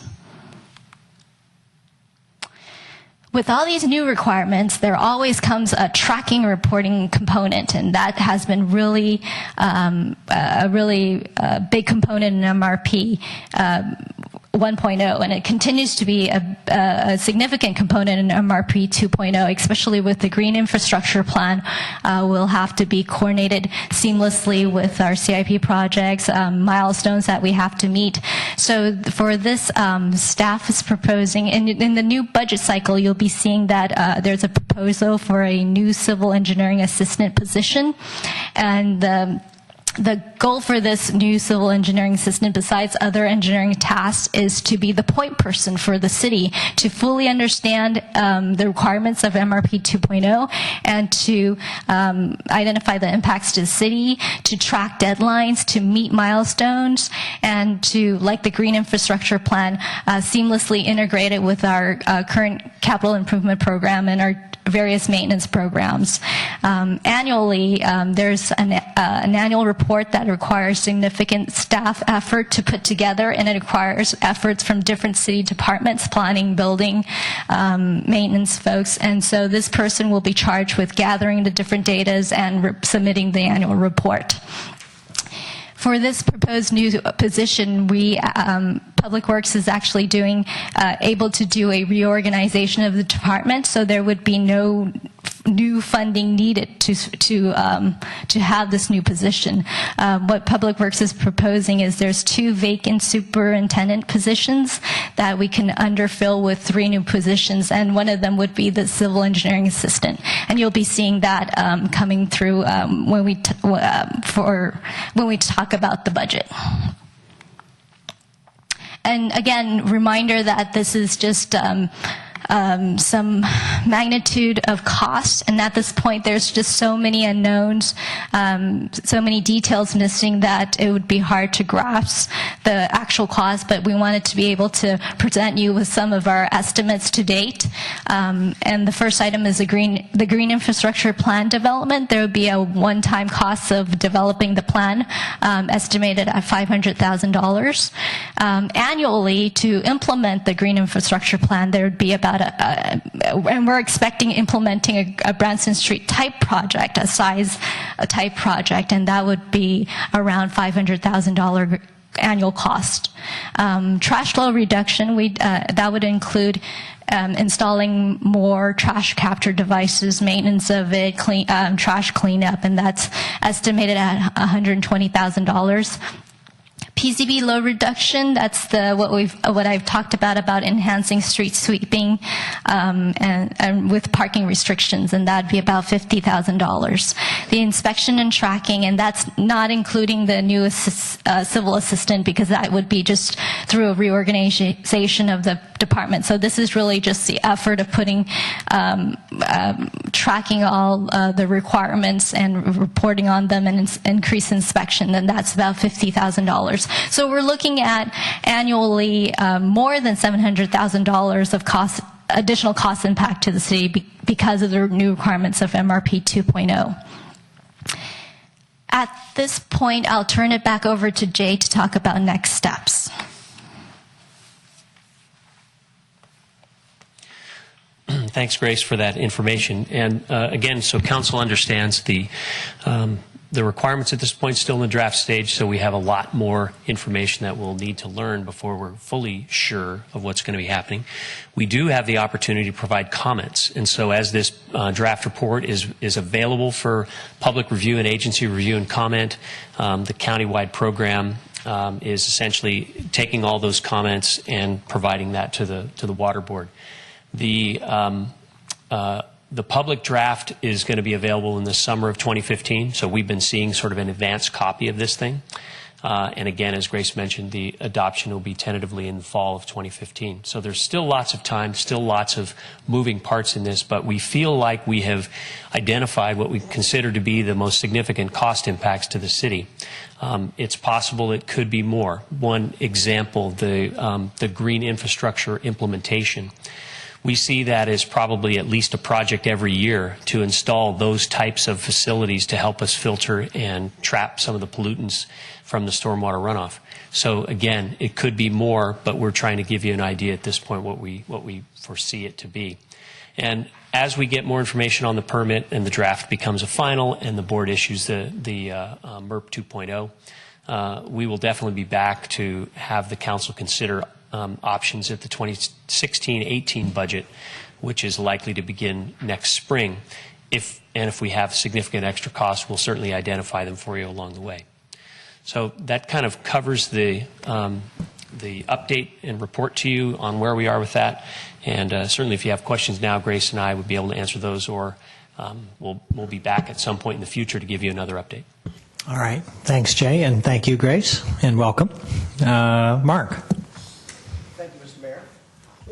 Keep forgetting to press the button. Thank you, Mr. Mayor, and thank you, Grace and Jay. Just two questions. One, and I appreciate the thoughtfulness involved with thinking about restructuring positions in the department to meet the need for the proposed new civil engineering assistant. But my question about that is this somehow feels to me like a relatively short-term assignment, because it's related to the permitting process, which only comes every few years. So I'm trying to understand why we wouldn't look to fulfill that very real need through consulting arrangement, basically. That's a good question, and one of the reasons that we considered going in this direction is that because the municipal regional permit it's more than just the public works folks. So there's a group within the city departments that continue to work on various aspects of the permit and the requirements and everything that goes along with it. So we felt that we'd be well served by a city employee who has that vested interest, that is a part of the organization, develops the relationships with folks in the other part of the organization, and with the folks that are involved from the countywide program to kind of give us some stability in this going forward. We do see it as really an ongoing effort. There's going to be quite a bit more that is going to be required on an ongoing basis. And at least from a monitoring tracking standpoint, we know we'd have one person who we could point to that would be keeping all of those in line. We've had a little difficulty with the first permit, making sure that staff was keeping up with the responsibilities, providing the information that they needed to in order for it to go into the annual report. So this is one of the ways we feel like we could make we could do a better job at that. I see. In other words, my observation that it's sort of tied to the permitting process is actually only part of the picture. That there's the implementation and ongoing compliance with whatever permit comes out the other end of the process. Okay. Second question I had is I am curious about whether or not you're foreseeing, let me call it, a larger need for environmental remediation on the east side in this next round of permit cycle because of the hotspots that have been well documented that exist because of our decades ago industrial operations that were on the east side of San Carlos. And the reason I ask that is because, as I recall from a presentation that I sat in, Jeff, when was that? That was last summer, right? When somebody from CCAG, the County City Association of Governments, came to talk to us. They were talking, I had some quibbles with the way they monetized the numbers, but they were talking about millions of dollars a year, which, is a significant chunk of change. So, like your perspective on that. So one of the things that Grace mentioned as far as new requirements for PCBs and the accounting and removal of those from the stormwater runoff has to do with what they say their science now supports is significant amounts of PCBs in the caulking and sealants that were used in buildings that were constructed in the 70s, 80s, and all those time frames, and even some earlier, that upon the demolition of those buildings, that material gets released. So there's it's the dust factor, it's the other materials that gets hauled off, and that stuff is residual, it's left on the ground, and it then will continue to be, say, tracked out into the streets and other kinds of things. And so they expect that there will need to be these mitigation and abatement procedures developed so that anybody who's going to be demolishing a building is going to have to take that into consideration to make sure that those aren't released as part of the demolition process. But the underlying concern is the PCB contamination on the properties themselves. So we see that as something the board is going to take a much stronger position on when redevelopment occurs, that those things will actually have to be taken care of at that time. So we sort of end up being the tail end with runoff to the streets, to the storm drains. We're having to take care of it as it reaches us, and that's the practical way we can do it. The next step, of course, is the private property type cleanups. Okay, I think I understand. I may want to take some time offline to meet with you and or Grace just to talk about this a little bit more, because it's been an issue I brought up a number of times from the dais, and it sounds like we may be having higher requirements associated with this new round of permitting, not only for the newly identified sources, but also for the things that have been known about for years. That's correct. So, okay. Thank you. Okay. Cameron?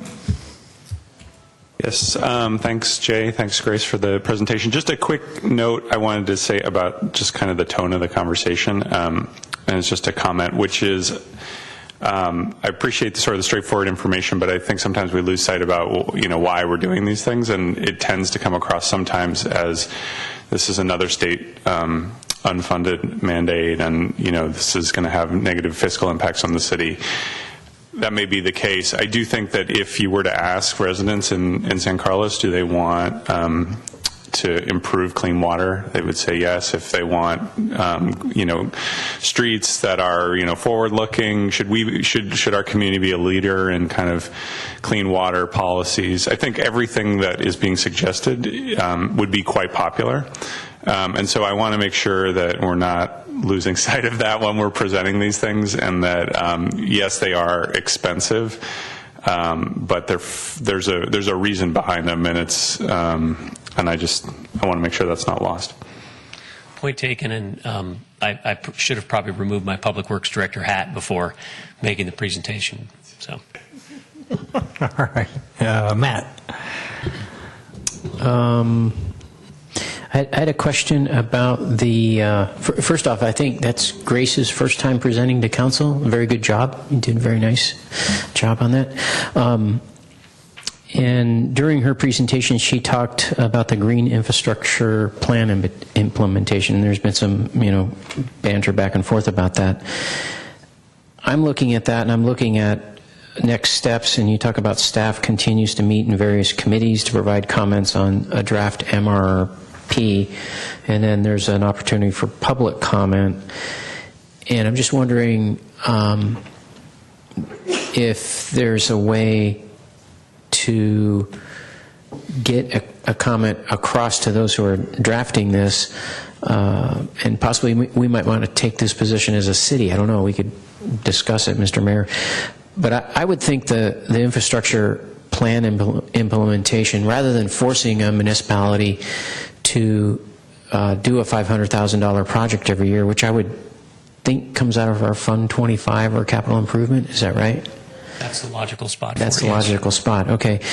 Rather than forcing us to do that or any other city, having it be more like what I experience with my clients, and like with Chris's department, you come in and you're doing a remodel, and we all know, these things have changed over the years, the different unfunded mandates on homeowners of things like, okay, you're doing a house remodel, now you have to change out all the toilets to low flow, the new low flow or whatever.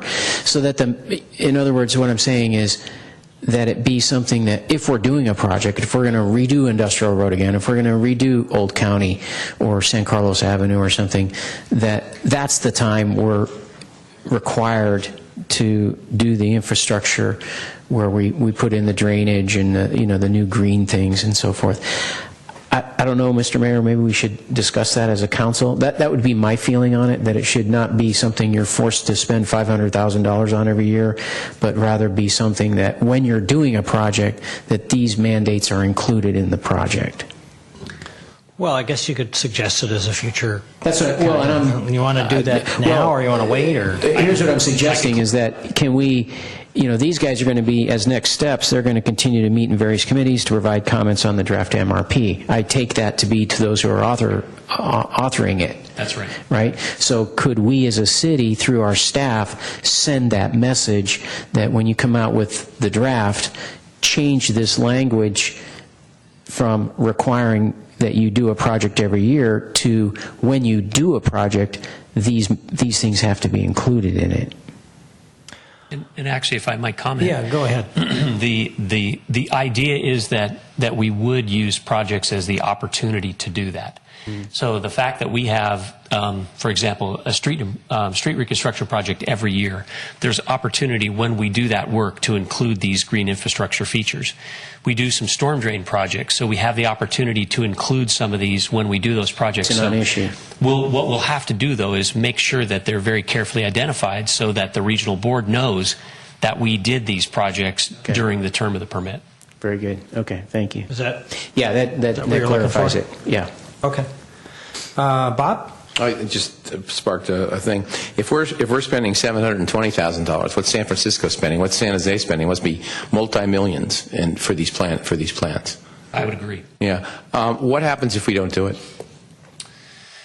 We'll have a notice of violation issued, and subject to fines. The kind of the standard process by which we would be identified as being out of compliance. So. Do any cities ever do that? And they just say can't afford, not so much won't do it, just can't do it? It's and under the other permits that we've had? I guess actually what I'm seeing and experiencing is that nobody's ever put their foot down and said, we just ain't going to do it because we can't. Sure. And so they would identify to the board the extreme limitations that they would have in terms of achieving compliance, and they would hope to get some, say, variance from the board in order, maybe it's time that they can take longer to do it. But the board has been very insistent that you are going to meet these requirements and you're going to make the effort to do it. Understand. And they've very clearly stated that the fact that your agency is not a big agency and doesn't have a lot of money is not a reason for not trying to achieve compliance. As opposed to some other things, let's say in housing, sometimes the mayors certainly, when you have these housing goals and whatever, where there doesn't seem to be very much teeth. This one has a lot of teeth, apparently. Okay, thanks. Yeah. You could almost make the argument it's a public safety issue. Well, it could be. Yeah. Matt? Just a follow-up I thought of as Bob was asking his question. Jay, you said, we do a project every year. However, I can think of some of those, I can think of a time when I first came on the council, we always chalked away about, I think it was about $1 million, and I think it was money we had gotten from the garbage. And also ERAF. When we got ERAF money, whatever we got, we would put some of that into Fund 25. So every year we had, money to spend and we could do projects. Then we went through some lean years and we used that money for other things to get us through the lean years, and we didn't do the capital improvement projects. So I would, in some regards, I come back to my comment, because that's fine when things are good, but when things aren't good and you're really stressed to do a project, and suddenly, now you're forced to do a project and spend not just what you were going to do on that project, but you have to tack on, and this is current day dollars, estimates, $500,000. So I come back to my comment that I think if we could go to those who are drafting this and say, make it a mandate when you do a project, but don't make it a mandate that you have to do a project every year. So I wanted to hear from Jeff. He had his light on, and I thought maybe he might be able to give us you might be able to enlighten us here. Yeah, well, I actually turned my light on, Mr. Mayor, because I just wanted to add a comment to Bob's question. And that is, my understanding is Baykeepers is also starting to tick off cities, literally and figuratively, on their list in regards to stormwater permits. So I think that's something that you'll see more and more of for cities that are not in compliance or sort of on the edge of compliance with these permits as they go forward. And one other just sort of general comment, because I do, in many ways, agree very much with what Councilmember Grocott is saying in terms of comments you might want to sort of echo back in regards to the draft permit. One thing that I believe wholeheartedly in what Cameron said earlier, that I think people in this town very much support a clean bay and clean water, but I think it's a dangerous way to set public policy when you divorce the policy objective from the cost and resources associated with achieving that objective. Everybody wants clean water, but are they willing to pay for it? And at some point the trade-off could be public safety and parks and recreation versus spending more and more on clean water, which is why for many years I've advocated to anybody that would listen that at some point the NPDES stormwater permitting process that we have to raise revenue in our community really ought to be treated like a public utility. I mean, this is really a lot like the sewer system. That's what it's becoming, and that it ought to be something that's included into the 218 process so that communities have the ability to raise fees to pay for the level of clean water that is being mandated for us to help achieve. Is that something that we can take the initiative on? Can we do something like that? Well, you certainly cannot do it as a body, but you can certainly advocate for it in Sacramento as elected officials and representatives from the city of San Carlos. And Mr. Mayor, I might add that there actually is current legislation that's been sponsored that does categorize stormwater as in a way that allows for the city to have that it's subject to 218, but it's more like your sewer fund and that enterprise fund, so that you have the ability, without the election of the general public or property owners, to raise fees and have a majority protest vote as part of it. So it is something that's being sponsored, and there's lots of traction from local agencies to support that right now. Okay. Mark, you had more questions? Yes, Mr. Mayor, thank you. Just sparked by some of the discussion here. I actually endorse Jeff's comment that over the long haul, given the direction that we're moving in treating stormwater runoff, we really do need to start thinking of it as a utility. Other than it doesn't always necessarily spend all of its time transiting through pipes, it really is no different than wastewater, effectively, what we're doing. The comment I was going to make is the board that that oversees this. If the council supported this, I mean, it seems to me like maybe we ought to be encouraging them to weigh in on this 218 aspect of things. Because if their goal is to see better compliance, then I don't know what political muscle they have or what they amount to, but it might be something to ask them to consider taking up as well.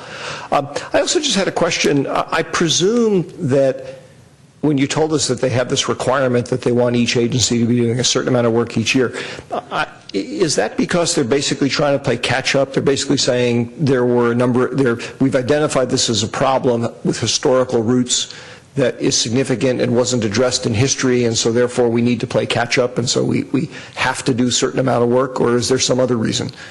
I think that's a good characterization of it, because it would be described as, for example, streets and roadways, essentially allowing for that stormwater runoff to go into the storm drain inlets, into the pipes, and then into the creeks without any type of treatment at all. So the idea that this green infrastructure would allow for some infiltration and filtering of that stormwater, capture of some of the sediments that hold the PCBs before that water then runs on through into the creeks and into the bay, that's a way for them to begin to outfit the streets to be better able to do that work. So yes, catching up from all the years of just having straight old inlets into the pipes. Thank you. Okay. Thank you, Jay. Is there any member of the public that would like to speak on this item? All right.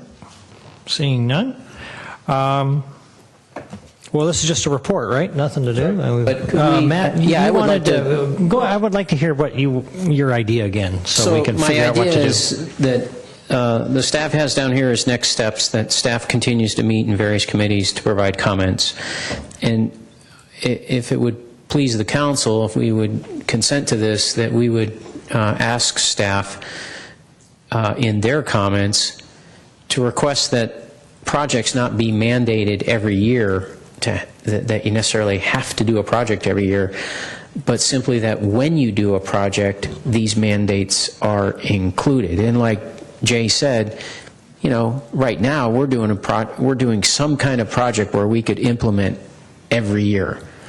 But these are good, fairly good times. We've got the money. I've been on this council when we haven't been in good times and we haven't had the money, where our CIP budget has dried up to, where we did maybe $50,000 worth of work in a particular year, fixing sidewalks someplace, but it was very minimal because we didn't have the money. And if we had to spend $500,000, and that's on top of whatever some project that we came up with in order to trigger this, we could be talking, spending $750,000 to probably $1 million in a year that we may not have that in our CIP budget. So that's my concern. Okay. Any agreement, disagreement among my fellow council members? I guess my thought, I understand exactly what Matt's saying. My feeling is that if it were me, I would provide those comments in terms of under the rubric of trying to get as much flexibility as we can for meeting the objectives. Kind of echoing what Cameron said, I support the basic objectives as well, and I do think we have to play catch up. Okay, and what that translates to into dollars and whether a commitment of X dollars minimum per year is the right way to do it, that I'm not sure. So I certainly support the idea of trying to get as much flexibility as we can, but on the other hand, I guess to me, I wouldn't go to the mat on it, if you'll pardon the pun, which just occurred to me. I was just going to say. Anybody else want to weigh in on this? Well, unfortunately, I don't disagree with you, but unfortunately, with Mr. Walter indicated earlier that the board has never in the past been very open to we're poor this week. So I don't know that they're going to be. You can joust at a windmill, and I don't mind going on record, but I don't think I've been to one of those board meetings. It's an absolute star chamber, trust me, and they do not seemingly listen to I don't know. They have comments, but I'm not sure where they're going on this thing. But so I don't know. I mean, again, it's not a lot of work perhaps to do this, but I'm not sure we're going to get very far. And again, as Mr. Malpe said, no matter what we do with the public agencies, the private folks like Baykeepers are going to be all over all of this. So we could the permit or the board could actually come in with a weaker one, and I would guarantee that the Baykeepers would sit in there and file lawsuits saying it should be stronger. So it's just a very difficult area. So. Well, it's an interesting idea, Matt. I'm not sensing support here. Okay. Okay. All right. Moving on to item 10A. This is a public hearing, consideration of adopting a resolution authorizing adjustments to the cost of services schedule, user fees for the fiscal year 2015 and 2016. Rebecca.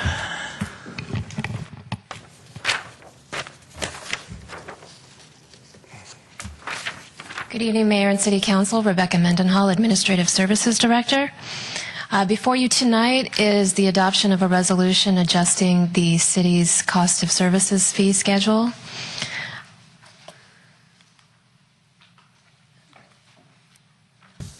In conjunction with the review of the budget, staff also reviews the cost of services schedule on an annual basis. A comprehensive overhead cost allocation and fee study was last done by an independent third-party consultant in the spring of 2013. Since conducting a comprehensive study is not an annual requirement, Council adopted guidelines at that time that most fees would then be adjusted annually based on the San Francisco, Oakland, San Jose urban wage earners and clerical workers consumer price index. As of February 2015, the CPI index was 1.9%.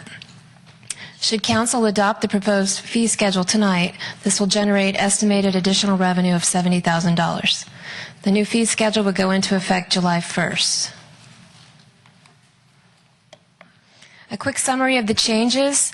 Most fees, as I've mentioned, have been increased 1.9% or the equivalent of CPI. We've added a new fee for the reservation of the bocce ball picnic area at $88 per event.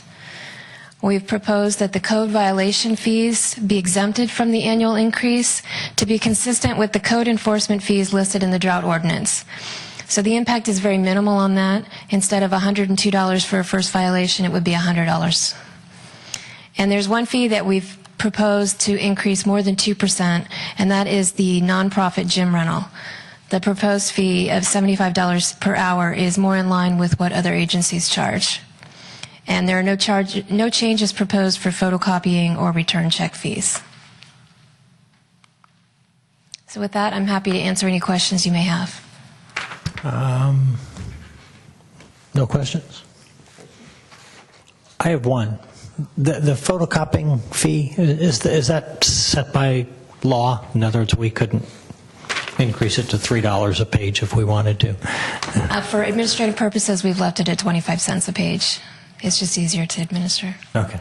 All right. Most things we do now, we send electronically. Okay. So we're not really charging that fee much anymore. A lot of people are involved. No. Okay. Cameron? Thanks, Rebecca. I exchanged some emails with Chris Valley today, and I wanted to ask you guys and give my colleagues a chance to think about an amendment I may offer. So I asked Chris, what's the fee associated with installing solar panels? And whether that, and his answer was it was $193 for residential and $280 for commercial. My question is that fee, I didn't see that fee explicitly broken out on the schedule, and is that planning to go up 1.9% as well? Excuse me. The photovoltaic fees are just flat fees. So they're representative of an average amount of time we spend on processing the permit, plan checking the permit, the inspections, the re-inspections, and so forth. And they're also in keeping with some state mandated guidelines with respect to permit fees, keeping the residential under 500 and the commercial fees under 1,000. I got it. So they're viewed in the industry as reasonable, all things considered. And are they set to go up 1.9% as well? Yes. Okay. Okay, great. Thank you. All right. And I'll just close by saying, I'd be considering offering amendment to waive the fee, and there is some precedence for this. We last year decided to waive the fee for block parties because we wanted to encourage more block parties, and that seemed to be a successful thing to do. I would be interested if there are colleagues that would join me in waiving the solar panel fees in an effort to encourage more solar panel usage, and under the idea that it doesn't generate a huge amount of revenue for the city, and it's something that we're all focused on. Okay, Mark? Thank you, Mr. Mayor. I just actually had a follow-on question for either Chris or Rebecca regarding the solar panel fees. Are they, given your answer, the level they're at now, do they fully cost recover the effort expended? It's somewhat of a token gesture, so to speak. The fees are kept low because of the push on the state's end to keep the fees low. Okay, well that effectively I think answers my question, because if I'm hearing you correctly, there's already essentially a subsidy baked into it. To some at degree, the current yeah. level. To some degree, yes. And we Yeah. could certainly talk about whether we want more or less, but the point is it's got a subsidy in it right now. Exactly. And just one other sidebar item I'd like to know is that the number of fees that we're issuing per year appear to be increasing. I mean, more and more people are getting solar, as you can kind of see around the community. So that we average probably 75 to 100 permits per year, ballpark. Okay, I'll just make the observation that I understand the motivation, Cameron, behind suggesting it. I actually do think that government has a role to play in early stages and sort of sparking stuff sometimes. I think, however, that we're not really at that early stage anymore as regards panels. So I would, wouldn't cause me to lose any sleep over it, but I would not be terribly supportive of that kind of amendment. Okay, no other questions of Chris or Rebecca? Okay. Well, this is a public hearing. I don't have any speaker cards on this issue, on this item, and I actually don't see any members of the general public. Mayor, seeing the room, if no one wants to speak on this, I'll make a motion to close the public hearing. Second. All right. Do we need a roll for that, Crystal? Yes. Okay, go for it. Councilmember Grisilli? Yes. Councilmember Grocott? Yes. Councilmember Johnson? Yes. Councilmember Obert? Yes. Mayor Collins? Yes. Okay. So, discussion. Mr. Mayor, just if there may be discussion, but I'll step up and make a motion to approve. Read this right. Introduce an ordinance, rather, adding Chapter 8.41 to the Municipal Code. I beg your pardon, wrong line. Sorry. This is 10A. 10A. I'm already at 11. Gosh, I must have been Freudian. Oh, good. I get to read it. I never do these things right. I move to adopt Resolution 2015-35, a resolution of the City Council of the City of San Carlos authorizing adjustments to the cost of services schedule user fees for fiscal year 2015-16. Thank you, Mr. Mayor.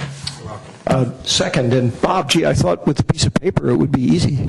Yeah, except I don't read well. Oh, okay. I loaned him mine. Okay, now discussion. Cameron? So I'm sensing that there's not support for my amendment unless anyone wants to chime in. So I do think, however, I'm interested in looking at ways that we can use our fee schedule to try and encourage behavior. I also talked to Chris about fees for new construction when people are taking water conservation measures and things like that. So I'm hoping, the next time the fees come up that we can look at other things that we can do to encourage the kind of behavior that we're looking for. Okay. Matt? Yeah, I just wanted to comment on two things. One, I've looked at this, in years past, there's been times where these things have gone up quite a bit, and I've railed against it. So this time I appreciate staff keeping these, reasonable. I know the cost of living or whatever the index that you're using is pretty low. But so I appreciate you staying in line with that. And the only other comment that I would also add is the same one I've added in years past. I don't know why we deal with pennies and nickels and dimes. If I had my way, you would eliminate all those. You would just round up all these. I noticed in a lot of these columns, you're looking at last year's fee of $72, for something with the building department, for instance, Chris. And then, you apply the percent increase and you end up with, $73.14. Come on, drop the 14 cents.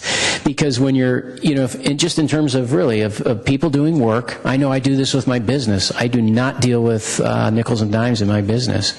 And so, when I'm at the end of the year doing my taxes or whatever, and you're dealing with crunching a lot of numbers, getting rid of those dimes and nickels and pennies really makes things a lot more simple. Even though we got computers and adding machines and all that, it's just 2 less digits that you have to fuss around with. And when things come up and you're off and you're looking for that nickel or dime, come on, just get rid of them and round up or down and call it a day. So, thank you. Okay, Mark? Thank you, Mr. Mayor.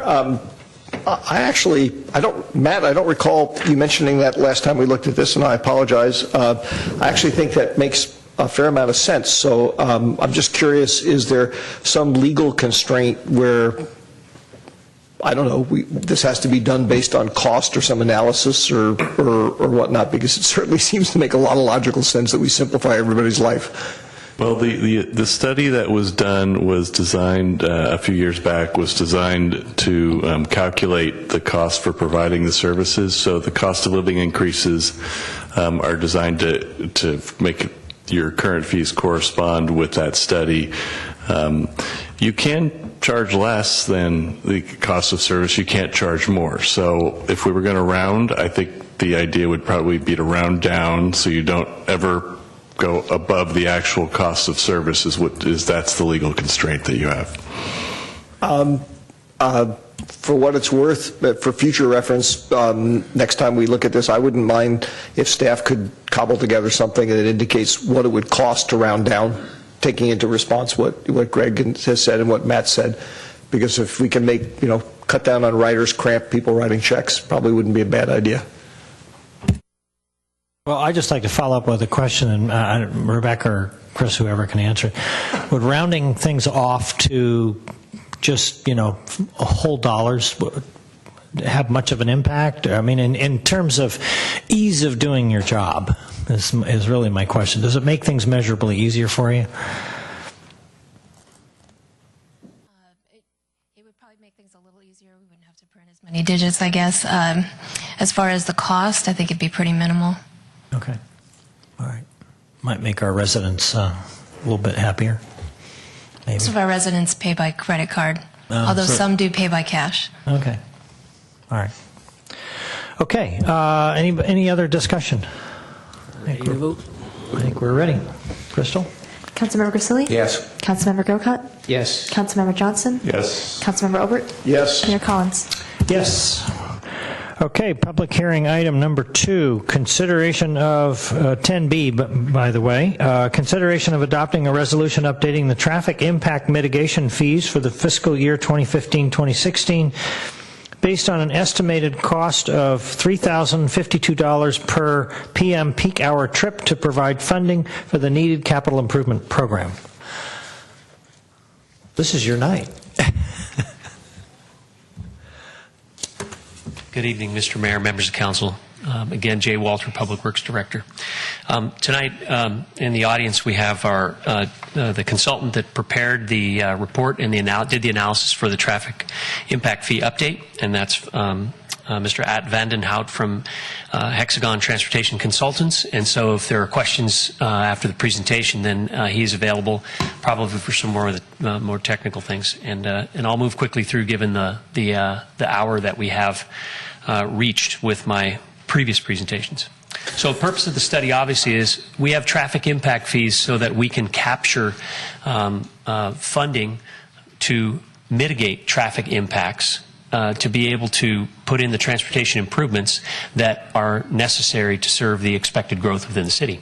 So we look out at a long term. We look at general plan build out for the number of trips that we are looking to try to mitigate for and provide projects and improvements for. So back in 2008, the City Council adopted the initial ordinance for the traffic impact mitigation fee, and that fee was last updated in November of 2010. And why do we update the fee? We look at cumulative growth, and in the meantime, the city's general plan has identified areas where development is going to be generating more trips than what had been previously anticipated, and the mitigation project costs are increasing. So the projects that you'll see in the list as I go through are ones which a couple of them were on the original list, but they're more expensive now. They have not been completed, but they're more expensive. And so we want to make sure that we're capturing the fees based on the trip so that we can actually build these projects. So for the City of San Carlos, we have policies in place to help level of service. That's the conditions of traffic flowing through intersections. So we would love to all have level of service A intersections, free flow. Everybody hardly ever has to stop and there's no congestion. But sometimes we find that we have level of service F, which is what we consider to be very congested stop and go traffic. So for the city, it's impractical to try to provide a level of service A everywhere. So typically we look at a mid-level level of service D or better, which is during the peak hour times. So middle of the day, we're going to have better conditions, but during those peak hour times, we're going to have some congestion. And so this is what industry has kind of determined is an acceptable level of service. So there were several intersections that were studied as part of the update of the fee, 20 altogether. And as you can see from the diagram on the screen, they are mostly the major intersections within the community for our arterial street network. And they are ones which are most impacted by traffic as it is traveling throughout the city. The study also assumed growth, and we worked with our planning staff, Al Savay, Lisa Porras, to find out what are the approved projects, what's already approved, not yet completed, what are the foreseeable projects that kind of fall into the middle, and then what are the general plan projected growth projects. So all those things add to the traffic impacts that we'll see as a community, and so we want to make sure we're studying all of those. So when we look at the cumulative level of development growth, this table, there's a lot of figures in there, but these are what we worked out for the foreseeable and general plan projects. And so on the far right, you can see the numbers of residential units, commercial square footage, office square footage, industrial square footage, and that's what we based the number of trips that would be generated from those developments. We looked at the cumulative traffic conditions, and on the screen you can see some colors, green, blue, and red. They're not as visible as I had hoped, but they indicate where we have some deficiencies in our level of service at these various intersections. So these are the areas that we would likely to be focusing the traffic impact mitigation projects. So the list of projects that we have identified, Industrial Road at Holly Street, the Holly Street improvements, essentially that's our freeway interchange project that will have a significant effect of relieving congestion within the city, especially at that location. We've identified at Alameda de las Pulgas and Britton Avenue the need for a separate right turn lane. We've identified Industrial Road and Britton Avenue improvements on 3 out of the 4 legs there, which will be quite extensive to accommodate turning movements primarily. And at Industrial Road, East San Carlos Avenue, a traffic signal that's been identified. And so the total cost of those projects, almost $19 million. And one of the reasons we have the Holly Street project on there at its full cost is we currently have no identified other source of construction funding for the interchange improvements. The traffic impact mitigation fees can provide that, but of course, we will be looking for outside sources of funding on that project. So the traffic impact fee calculations, based on the total cost of the improvements, the projected peak hour growth, the development type, And we use the Institute of Transportation Engineers trip generation manual, which is industry standard for the land use categories and the fee factors. And we take the cost of the improvements, we divide them by the increase in peak hour trips, and voila, we have our fee. That's the proposal for moving forward in the city, and essentially where we are with this today is, as noted in the staff report, we have a fee for peak hour trip of $3,052, which is proposed, and it breaks down into these various categories. And then we have, that is relative to the current fee at $22.71. That's the current fee based on the previous study, and I guess a couple of CPI adjustments over the past several years. So we're looking at essentially over a 30% increase in that traffic impact fee. We looked at our neighbor cities and what the traffic impact fees are that they charge. We see they're kind of above and below us. We did have some late information. Redwood City does charge $1,500 for their traffic impact fee, and so we feel like we're in a position where to be able to provide the funding for the projects that we need to mitigate the traffic impacts, we feel like we've reached an appropriate fee. And again, it's not excessive, but it does equate to the cost of the improvement projects. So at this point, I'd be willing to take your questions, and certainly our traffic consultants here if you have anything more detailed than that. All right. Thanks, Jay. Mark? Thank you, Mr. Mayor. Thank you, Jay.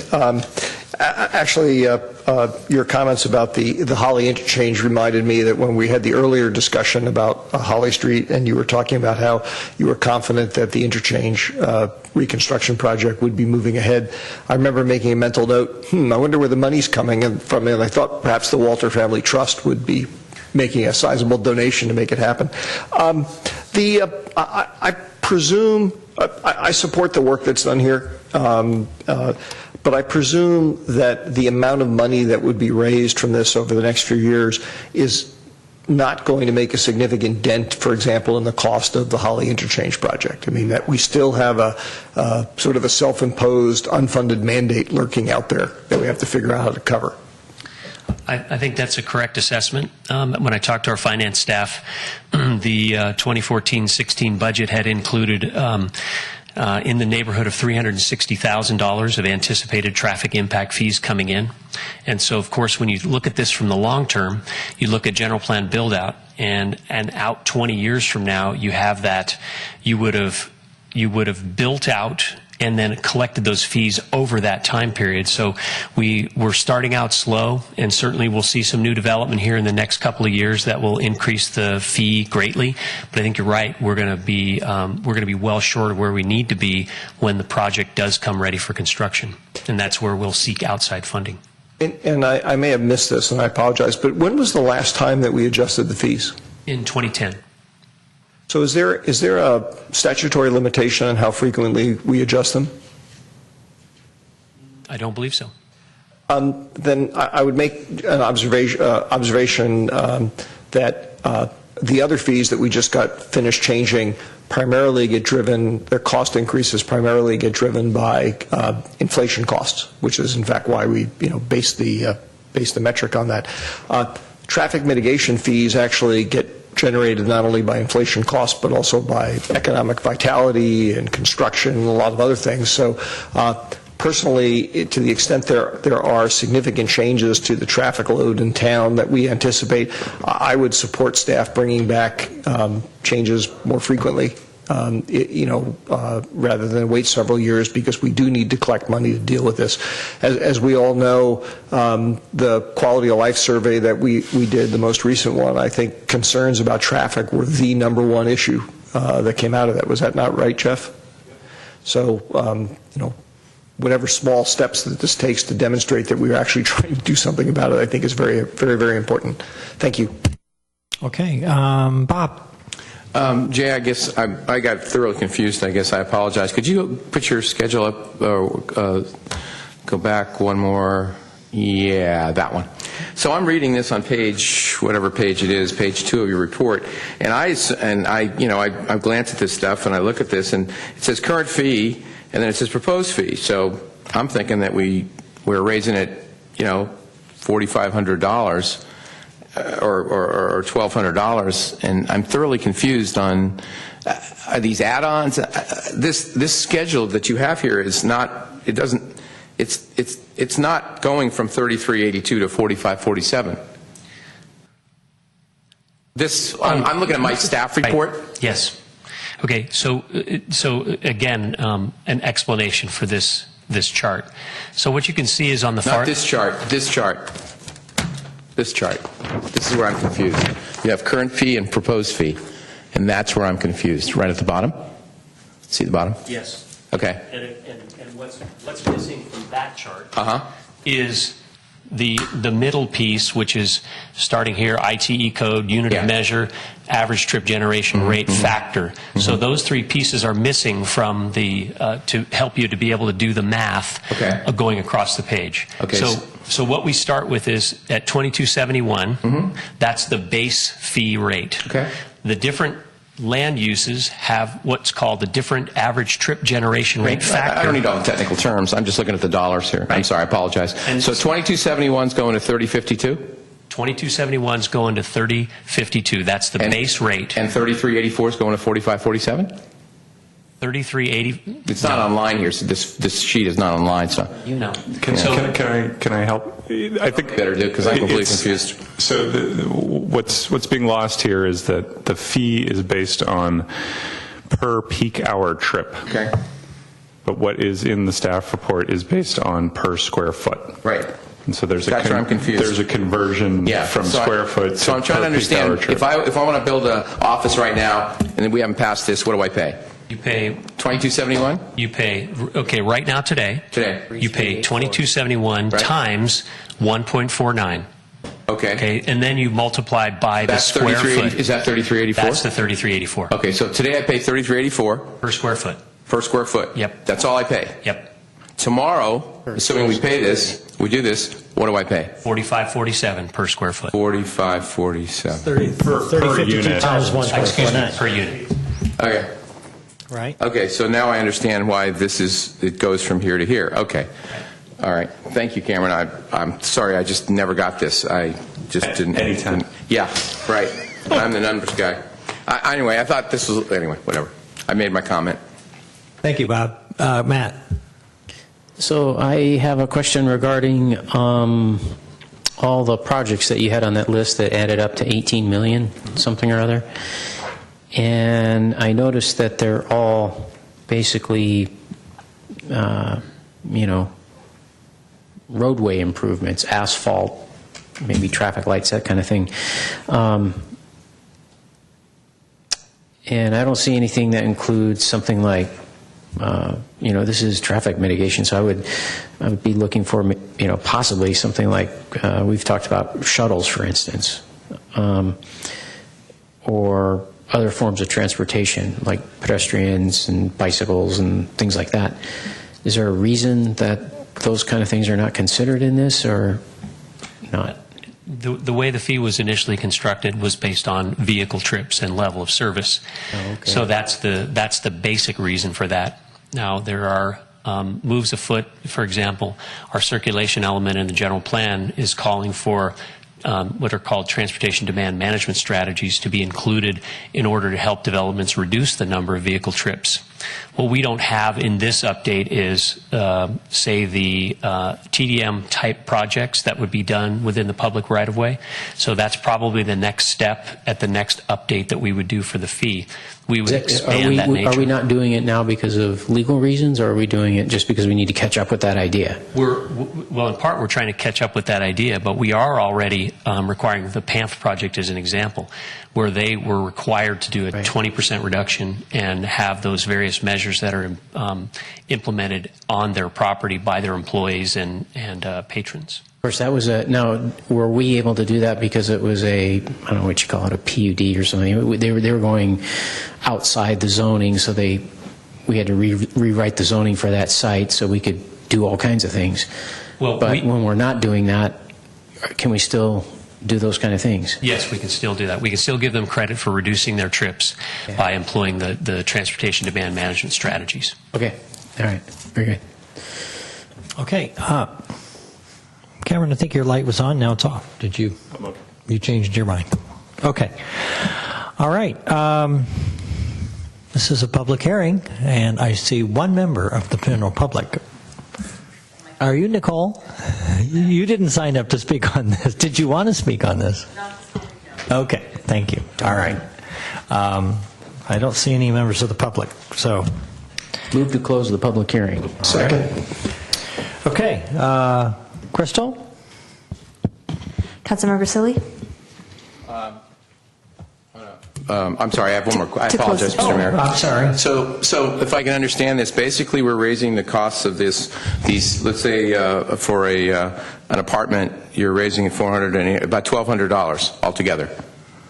If I want to build one apartment, I apologize, but I wish I had gotten this report the way you presented it. I wouldn't have any questions, but unfortunately, I got confused, and I still am. So how much does it cost right now to build an apartment? Right now, it costs $11.81 to build an apartment. Per unit. $11.81. And so that's, you can see the... Why wouldn't it cost? Okay. 0.62 times 2281 is $11.81. Okay, all right, I'm sorry, I don't know where you're getting these numbers, but okay, $11.81, all right. Then the updated fee would end up being $18.92 per unit. $18.92. So what you're saying is total cost of land use and of traffic mitigation is about $711 increase. The increase. The increase. So if you're going to build 200 units, you're going to pay $142,000 more. More. Okay. I guess the question is, are the Wheeler Plaza and the Transit Village, are they under the old rules or the new rules? Transit Village is under the old rules, if I remember correctly. Okay. And Wheeler Plaza, I'm not sure in terms of entitlement status where they would land. I'd have to check with Director Savay on that. Okay, thank you. I apologize. Yes. Okay. Yes, what? Councilmember Grisilli? Grocott? I got it. Yes. Councilmember Johnson? Councilmember Obert? Yes. Mayor Collins? Yes. Like, Okay. what did I do? Item 11, new business. No. Oh, wait a minute.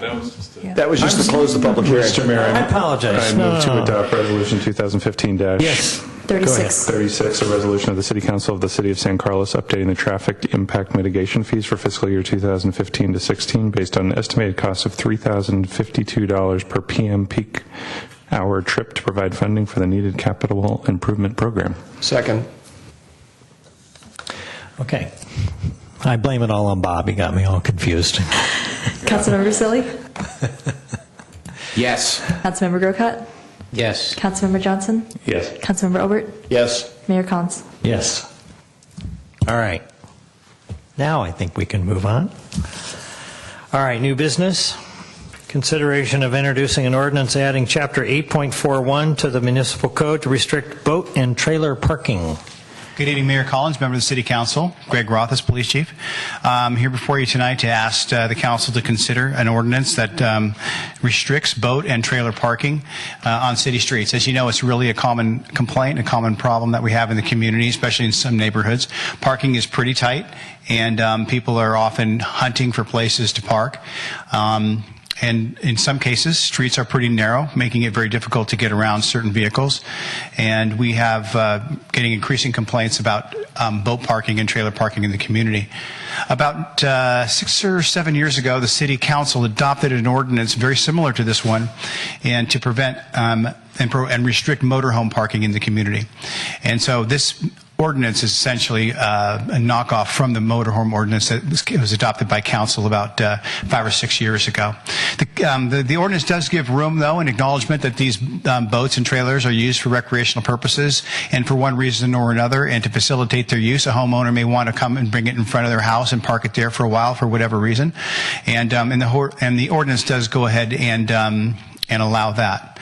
So that's my presentation. I'm happy to take any questions. Okay. I'm not seeing any questions. I actually have one. You mentioned the motorhome ordinance. Correct. What is the rule in town regarding parking motorhomes in front of your home? You can do it with a permit only. It's whatever this boating ordinance says is pretty much exactly the same thing. If you needed to do it to facilitate an overnight use, if you wanted to, if you were going to go in the morning early and you wanted to bring it home so that you could pack it up, you can do that. If you need to do it for short periods, you can get a permit from me, and I can do that, I think, twice a year. I can do permits of up to 14 days. As long as it doesn't interfere with public right-of-ways and public health and safety. And that would be the same with the boat ordinance. So somebody could absolutely bring their boat home before a trip. They needed to keep it out in front because they wanted to wash it and work on the stereo or whatever. They could certainly do that. But the idea of just leaving the boats on city streets and leaving them parked there and taking up valuable parking spaces, and in some cases restricting roadway and choking the roadway down is something that, I think the council should consider. And 66% of the cities in this county have done this already, so in one shape, form, or another. Okay. Mark, you had a question? Yes, thank you, Mr. Mayor. Greg and Greg, I'm not sure who this falls under. The question I have, I support what staff has put together here, but the question I have is, are there any other sources of roadway restriction, congestion, safety that, like you were talking about, Chief, other than boats and trailers and motorhomes that we ought to be considering as well for regulation? Not that I can think of right now. We do have an ordinance with respect to vehicles, motor vehicles, and there's a vehicle code with respect to that requires you to move your car every 72 hours. So that is a similar type of a restriction. It's really a lot tougher to do with boats, but so right now, I think once we pass the ordinance, we've got campers covered, motorhomes, trailers, boats, and I'm not sure that we left anything out. Well, really, my question is, you're in the best position. I mean, people sometimes write to us, but you're in the best position to know of complaints from residents, and so you're confident that we've covered pretty much what we need to cover. Yes, sir. Okay, thank you. Okay. Any other questions? I don't see any lights on. We do have a, thank you, Greg. We have a speaker card. Nicole Massey. Hi, Nicole. Sorry to make you wait all evening. Less intimidating crowd now, though, than earlier, so it's not too bad. Good evening, and thanks for letting me speak here. My name is Nicole Massey, and I am a city resident, and I'd like to start by thanking the council and city staff and the police department for their attention to the issue of boat and trailer parking on city streets. Unfortunately, too many of our neighbors in San Carlos are abusing our city rules that we do have in place on parking and are storing their RVs permanently on our city streets, creating safety, property value issues, and parking issues for the broader community. And I'd just like to share a tale of the two boats on my street just to help illustrate the impact of this ordinance on the community and really help to bring it to life. So, I don't know how well you'll be able to see these, but both of these boats are currently living in front of my house. These pictures were both taken from my front porch this evening before coming to the meeting. This boat usually lives in storage. When it is on the street, it is parked in front of the owner's driveway, which is where it is right now, and is only there for 24 to 48 hours while the owner is getting it ready for a trip. The ordinance under consideration should not impact the owner of this boat or his family and their ability to use and enjoy their boat. This boat always lives on the street, pretty much in this exact spot. Despite efforts by the sheriff and by the neighborhood, with the boat owner, he continues to believe that it is his right to store his boat permanently on the street at all times. This ordinance is designed to specifically help for this kind of situation and to help the neighborhood address the safety issues that are caused. I live on a very narrow street up in the hills north of San Carlos Ave, which is a thoroughfare for Arundel Elementary. So I kind of really wanted to just bring these in to help illustrate and give you a real-life example. I strongly support adding Chapter 8.41 to the municipal code as a common-sense step to help the city and the sheriff to enforce RV parking restrictions on our city streets, and certainly specifically on mine. Thank you. Thank you, Nicole. Okay. Mr. Mayor? Yes. I move to introduce ordinance 1488. 1488, an ordinance of the City Council of the City of San Carlos adding Chapter 8.41 to the municipal code to restrict boat and trailer parking. A second. I heard Johnson. I don't see anybody. I'll let the vice mayor Anybody have want to it. make It's any okay. comments before we vote? Yeah, I have one. Okay, Matt? I just wanted to let Mark know, he was asking the chief about any other kind of vehicles. I've watched plenty of Duck Dynasty episodes, and I can't think of anything else that, we might park on the street, and, so What about we probably got to maybe cover it. motorcycles? Well, that's true. They would be on a Just trailer. not park in the street? Okay. All right. If there's no other comments, Crystal? Councilmember Grisilli? Yes. Councilmember Grocott? Yes. Councilmember Johnson? Yes. Councilmember Obert? Yes. Mayor Collins? Yes. Okay, item 11B. This is our consideration approving updated city council subcommittees and ad hoc committees list for 2015. Take it everybody got a list?